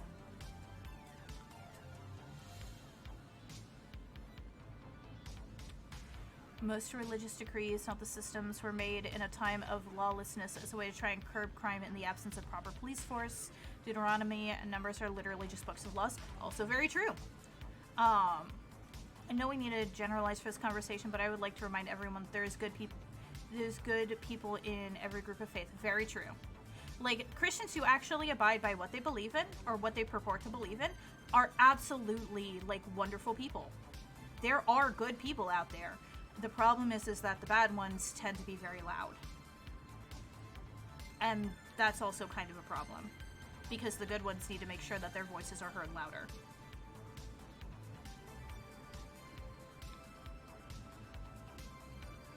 No matter people, there is a group of good and bad people. Yep. I'm of the mind that it doesn't matter so long as your religion functions as a guide as to how not to be an asshole. Also true. Like, honestly, like, I've read religious texts from many, many different religions out there. Like, pretty much all of them give you, like, are basically functioning as a guide for how not to be an asshole, how to function in society. Like, if people would practice what they preach, there would be no problem with that. Like I said, unfortunate, and, like, plenty of people do. Like, absolutely, plenty of people do practice what they preach, and, you know, are absolutely kind and wonderful and sweet people. I know a few of them. Like, I have plenty of them in my life. I live in the United States. Most of the people that I know are Christian. So, it's a thing. Like, I even, like, and let me clarify this as well. I call the Jehovah's Witnesses a cult. And I grew up as a Jehovah's Witness, so I do feel, you know, I do feel justified in calling them that. One of my best friends is also a Jehovah's Witness. They are a good person. There can be good people, even in that. Like, I want to make that very fucking clear. But in some cases, you do have to talk about things in a more general tone. And know that if I'm talking about the assholes in a particular religion, and you are a good person, I am not talking about you. And if you feel like I'm talking about you while I'm talking about the assholes in a particular religion, you may want to examine that. Because that probably says something. But, yeah, there are good people in every religion. Even if I say a lot of bad things about certain things, that does not change the fact that there are good people in every group out there. Just about every group. I don't think anybody would argue that neo-Nazis as a whole are a fucking menace. But in just about every other group out there, besides that, there are good people in just about every other group. I know that I was just giving a friendly reminder. No, absolutely. And that's also why I'm saying it. Because also, I upload these VODs to YouTube and I don't need anybody taking this shit out of fucking context. So, like, 100%, I may generalize for the point of discussion. If you are a decent person in any of the groups that I am talking about, know that I am not talking about you, and I recognize that good people exist.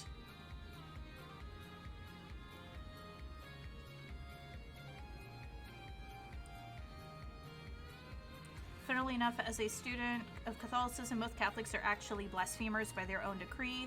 They completely reject the teachings of Jesus in favor of enacting over-the-top prejudices, but still venerate the dude. Yep. That is actually my issue with a lot of Protestantism in the United States as well. Is that if they went by their own books, like, a lot of the issues that we have in this country wouldn't even be fucking discussions. Like, people would not actually have an issue with them. Like, fucking gay people should not be a fucking should gay people have rights should not be a fucking conversation. And yet, because people use religion as an excuse without actually, like, knowing whether or not the religion supports what they're saying or not, and mind you, I am specifically saying they are using it as an excuse for their own shitty ideals. You know, not anything else. Like, you know, it's a problem. And it becomes a discussion when it really doesn't need to be. Even 2,000 years later, Jesus is still seen as a radical? Yeah, absolutely. Like, holy fuck.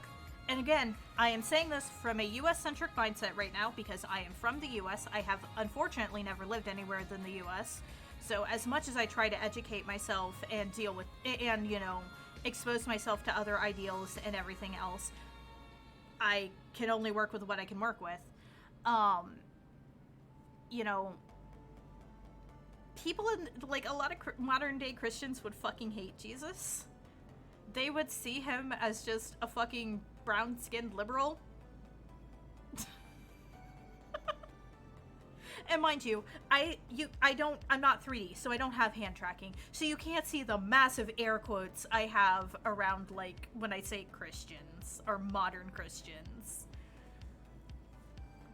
There's a portal to the demon world in the US? Yes, it's called Florida.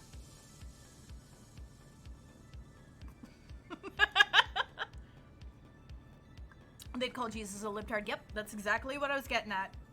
Like, a fucking, he would be a dangerous progressive radical, and probably a thug because he has brown skin. Like, that is literally how that would go. One of my favorite comments I've ever heard is, technically, if there's another primary color out there, would humans technically not be able to see anything in that color spectrum?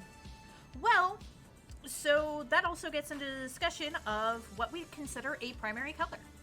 Because what we consider primary colors are the colors that make up every color that we can see. So honestly, say to like a mantis shrimp, who has like way more different kinds of cones than we do, yeah, they can probably see in a whole ass spectrum of colors that we can never see, and have many, many different primary colors. In fact, they may not even have like primary colors as we consider them. Ooh, we're doing Tamtara today. Is gray just a color we can't see? Possibly. Now, to be fair, a lot of what we perceive as grays is basically when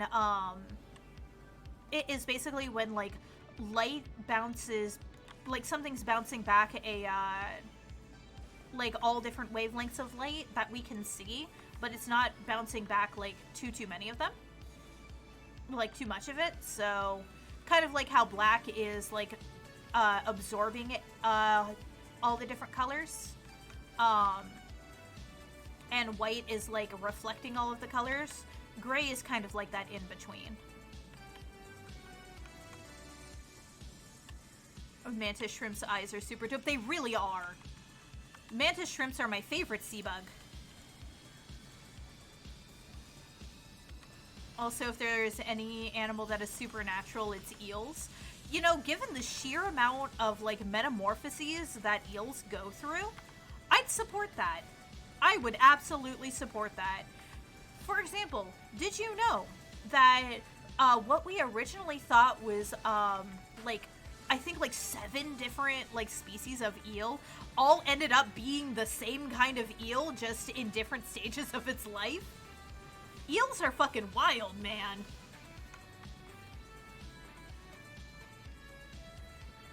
I would like to know how mantis shrimp tastes. I don't know. Is mantis shrimp edible? I genuinely don't know.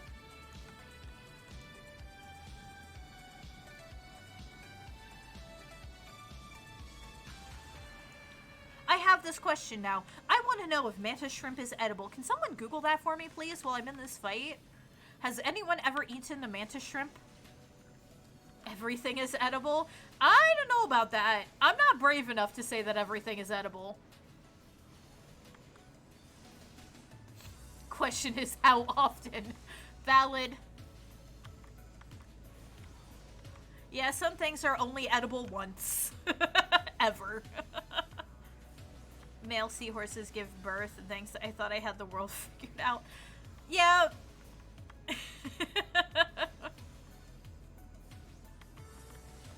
Also, till this day, we still don't know how they breed and can go from salt to fresh water without any problems. So, that's true. We have a few guesses on how they breed. We think that...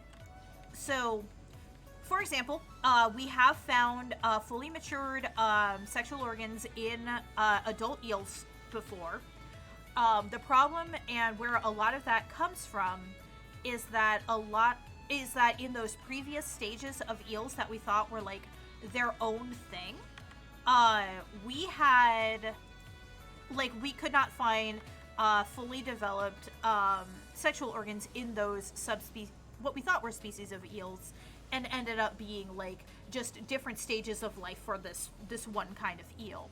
And in the fully adult version of it, we have found formed sexual organs, so we do know how they breed. We just have never seen like actual like baby eels or eel eggs, which is kind of weird. We know roughly where they breed, but going from salt to freshwater like that is in fact kind of freaky. Like, that is very much a what the fuck, how are they doing that?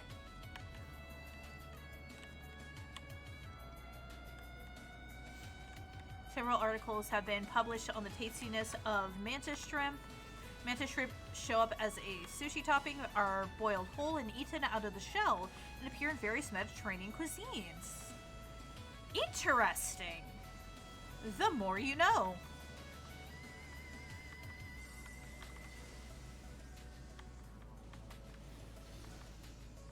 That's actually really cool. Thank you for looking that up for me. Let's go. Mantis shrimp food is on the bucket list. Yeah, fucking go to the Mediterranean, apparently. You know what? I'm about it. Lilith, I love mantis shrimp. Also, Lilith, I want to eat them. Actually, no. I will never eat them. I don't like crustaceans. I don't like lobster. I don't like crab. I'm actually not even the biggest fan of regular shrimp. So I won't eat them. But I am more than happy to support Yogi in his desire to eat them. Just saying.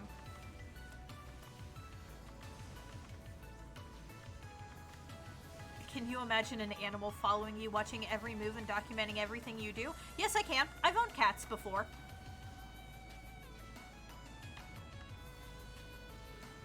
I love sea bugs.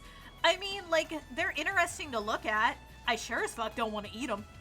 I'll be completely honest with you. Also, when trying to trace back their lineage, they can't really find anything. Well, like I said, I feel like that more has to do with the different metamorphoses of eels than anything. Because eels are fucking weird, man. Like, I will not deny that. Eels are fucking weird.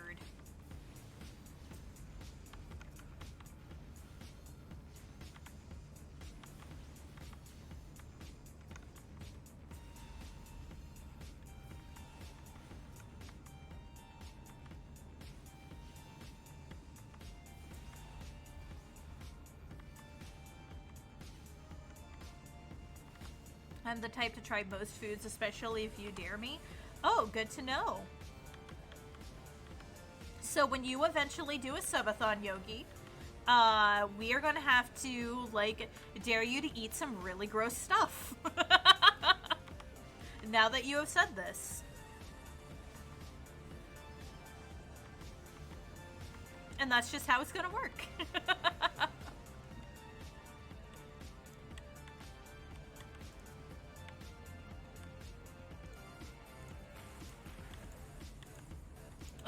Yarzons. God, those things are fucking creepy. I now got the thought of how many people still worship the old pantheons. I know you're pagan, but never hear someone say they worship Zeus, for example. Oh, they do. Look up Hellenic pagan. Hellenic pagans exist. Hellenistic pagans exist. Yes, there is a difference. Kemetic pagans exist, which... To be fair, I'm an eclectic pagan, but I am closer to Kemetic than I am anything else. You'll get heathens, which basically worship the Norse pantheons. Like, yeah, no, they absolutely exist. Hellenistic sounds more like they're for the Roman deities. Yes and no. Hellenistic, Hellenistic is a very interesting combination of Greek, Roman, Indian, and Egyptian. And it is absolutely based in, or it's rooted in historical mythology. Like, they are actual reconstructionists. So, like, this is a thing. It's based off of a very specific time period. Other than that, I don't know too much about it. It is not my particular cup of tea. I am fascinated by the Greek gods, but I don't have anything to do with that pantheon.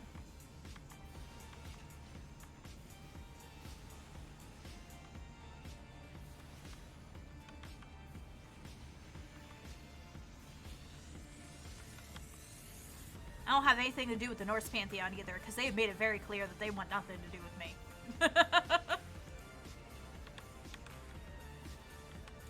I met someone that still worships the Celtic gods and works as the best guide in Celtic Roman Historic Museum. Man, they have my fucking respect then, because trying to do a reconstructionist, worshipping of, like, Gaelic gods is very fucking difficult because of how much of their traditions were orally based and how much the Christianization of the region really fucked them over. It's the same kind of deal that a lot of Norse pagans have to deal with, like heathens. They have a really nasty situation where a lot of their shit has been Christianized as well, and basically having to detangle and try to reconstruct what the original myths were prior to that happening. Because again, so much of it was oral tradition and word of mouth, and wasn't written down. I can imagine you were not invited to their war party or something. I can imagine an Odin snubbing you for a really petty reason. I think it might be Odin that doesn't like me, and there's a reason for that. So a very big practice, and this one's pretty well known outside of the religion as well, is rune casting. I have tried rune casting before, multiple times. You know what happens every time I try to rune cast? All of my runes will either show up face down, so like the runes don't show up at all, or I will pull out the blink rune almost every single time. Like, way more than can be attributed to just random chance. And if that's not a very clear sign of fuck off, I ain't want nothing to do with you, given that those are directly connected to Odin, I don't know what is.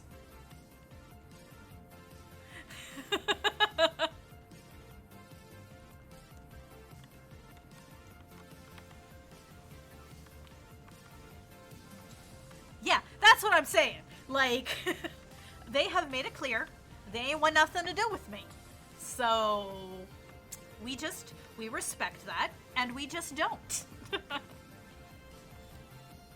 Owen's just like, this one again, stop calling me. I learned eventually. Doesn't mean I'm happy about it. But I learned.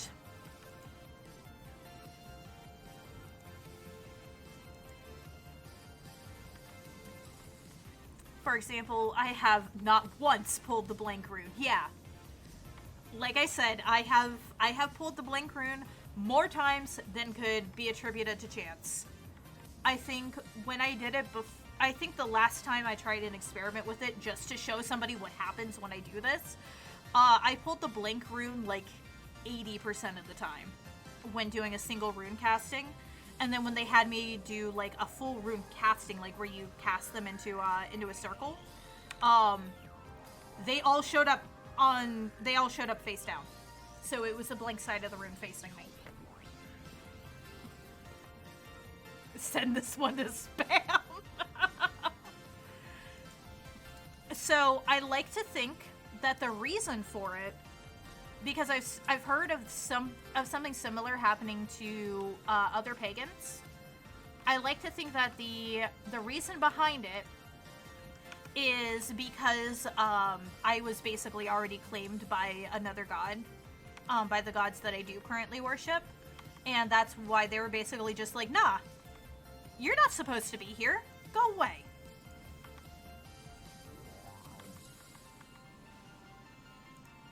And basically just like sent me off on my own way to go deal with that shit. God, hot potato with Lilith. You know, I'm convinced that that's what happened. I am convinced that that's what happened. 100%.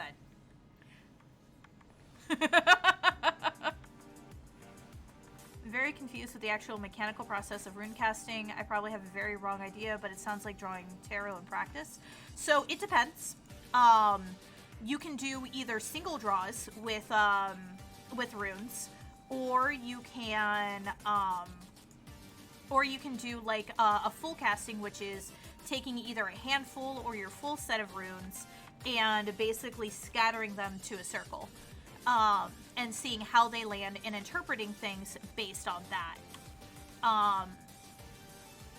So the single draws can be very similar to drawing tarot. Although, to be completely honest with you, I don't normally do single draw in tarot unless I'm looking for an answer to a question, like a yes or no answer. I will almost always do spreads. And doing spreads in rune casting is very different. Well, what are the runes? Are they stones? Traditionally, they're stones. However, they don't have to be. They can be cards as well.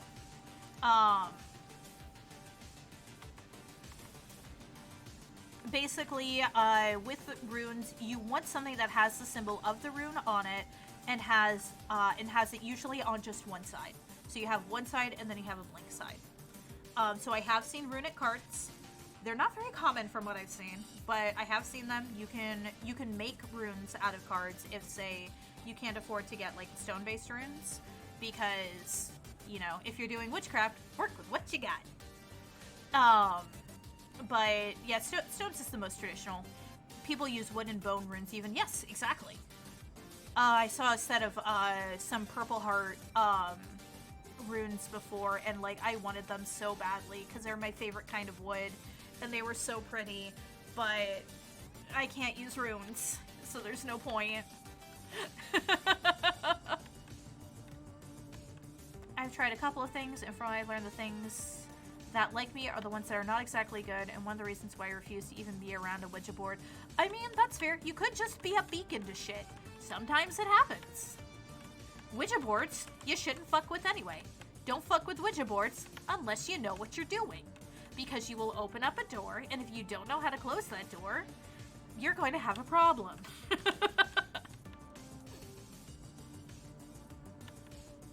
But yeah, no, personally, if I'm doing any sort of divination, I prefer tarot. I have a lot of different kinds of tarot decks. I have a set of tarot that's actually coins instead of cards, and has a unique way of being read. And if y'all are interested, I would gladly go over that with you all sometime. Luigi boards are not a good time if used by idiots.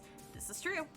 Like I said, if you don't know what you're doing, and you don't know how to protect yourself or how to close off those doors, using a Ouija board is a bad idea. Can't close the door, just tell the US there's oil on the other side. No, fucks. No. You're not wrong, but I hate it.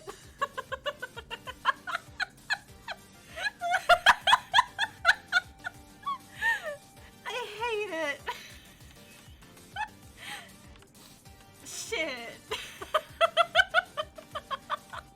Oh god, can you imagine, like, the fucking US trying to mine, like, a fucking spiritual realm for oil?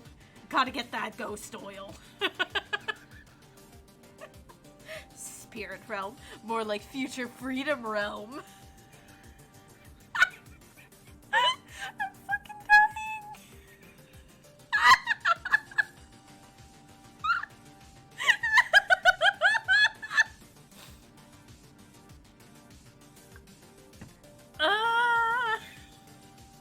I can't breathe.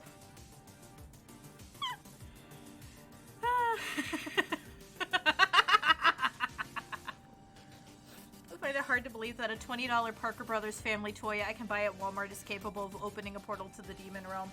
Okay, so you're not, if you open up a door to shit with a Ouija board, it's not a door to the demon realm. In general, like, that's not, I'm not even going to get into the conversation of what a demon is or is not. That's just not what you're doing. But what you are doing is you are opening up a door for shit to fuck with you. Because you are putting your intent out there and literally asking for something to come and interact with you. Because that is the point behind a Ouija board. And it is your intent and your focused intent that actually does it. It's not the toy itself. You can make a perfectly functioning Ouija board out of paper. And it will do the exact same shit.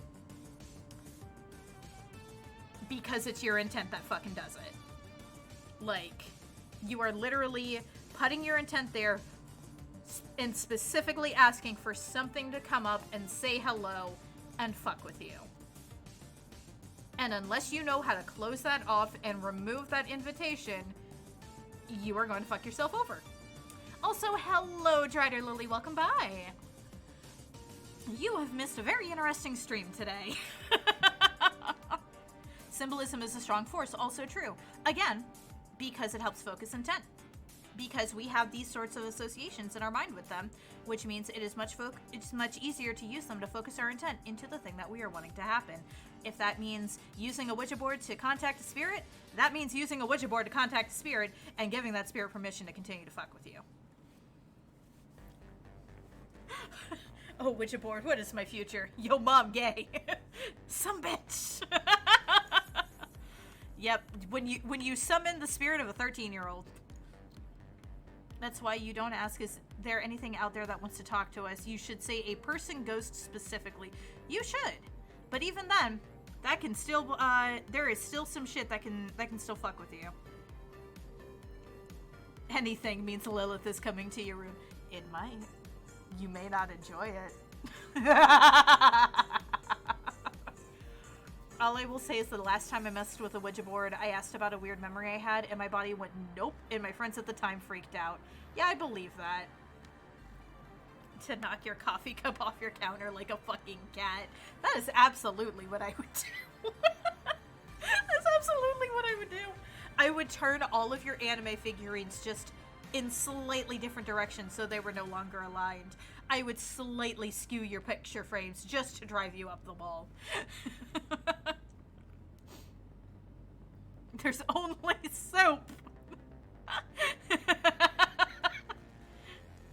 can't. I'm buying clothes, but I can't find them. What do you mean you can't find them? I mean I can't find them. There's only soap.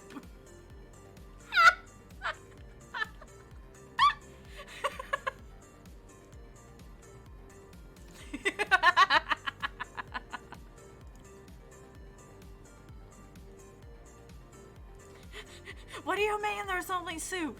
Go to the next aisle. There's more soup. What do you mean there's more soup? What store are you in? I'm at the soup store. I'm at soup. What do you mean you're at soup? I'm at the soup store. Why are you looking for clothes at the soup store?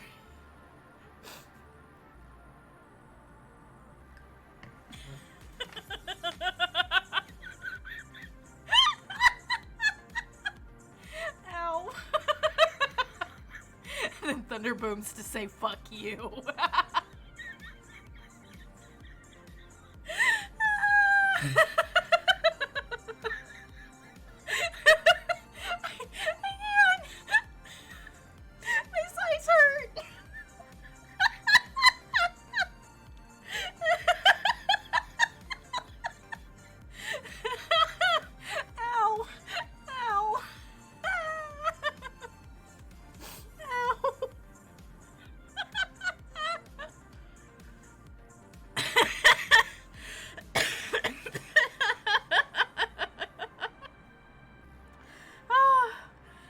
There's a clothing store named Soup?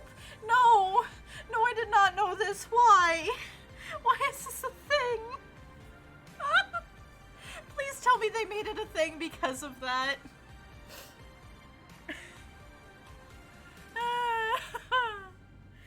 Thank you very much for the stretch and the hydrate. Oh, I'm dying. I'm dying, Squirtle.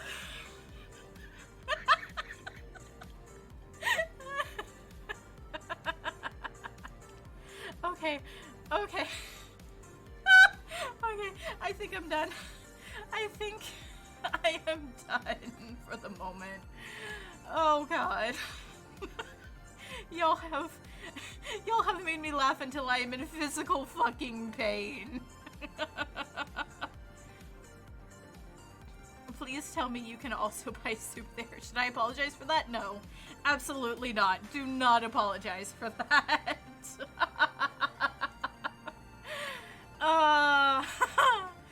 Let me see who I can send y'all over to. Oh god.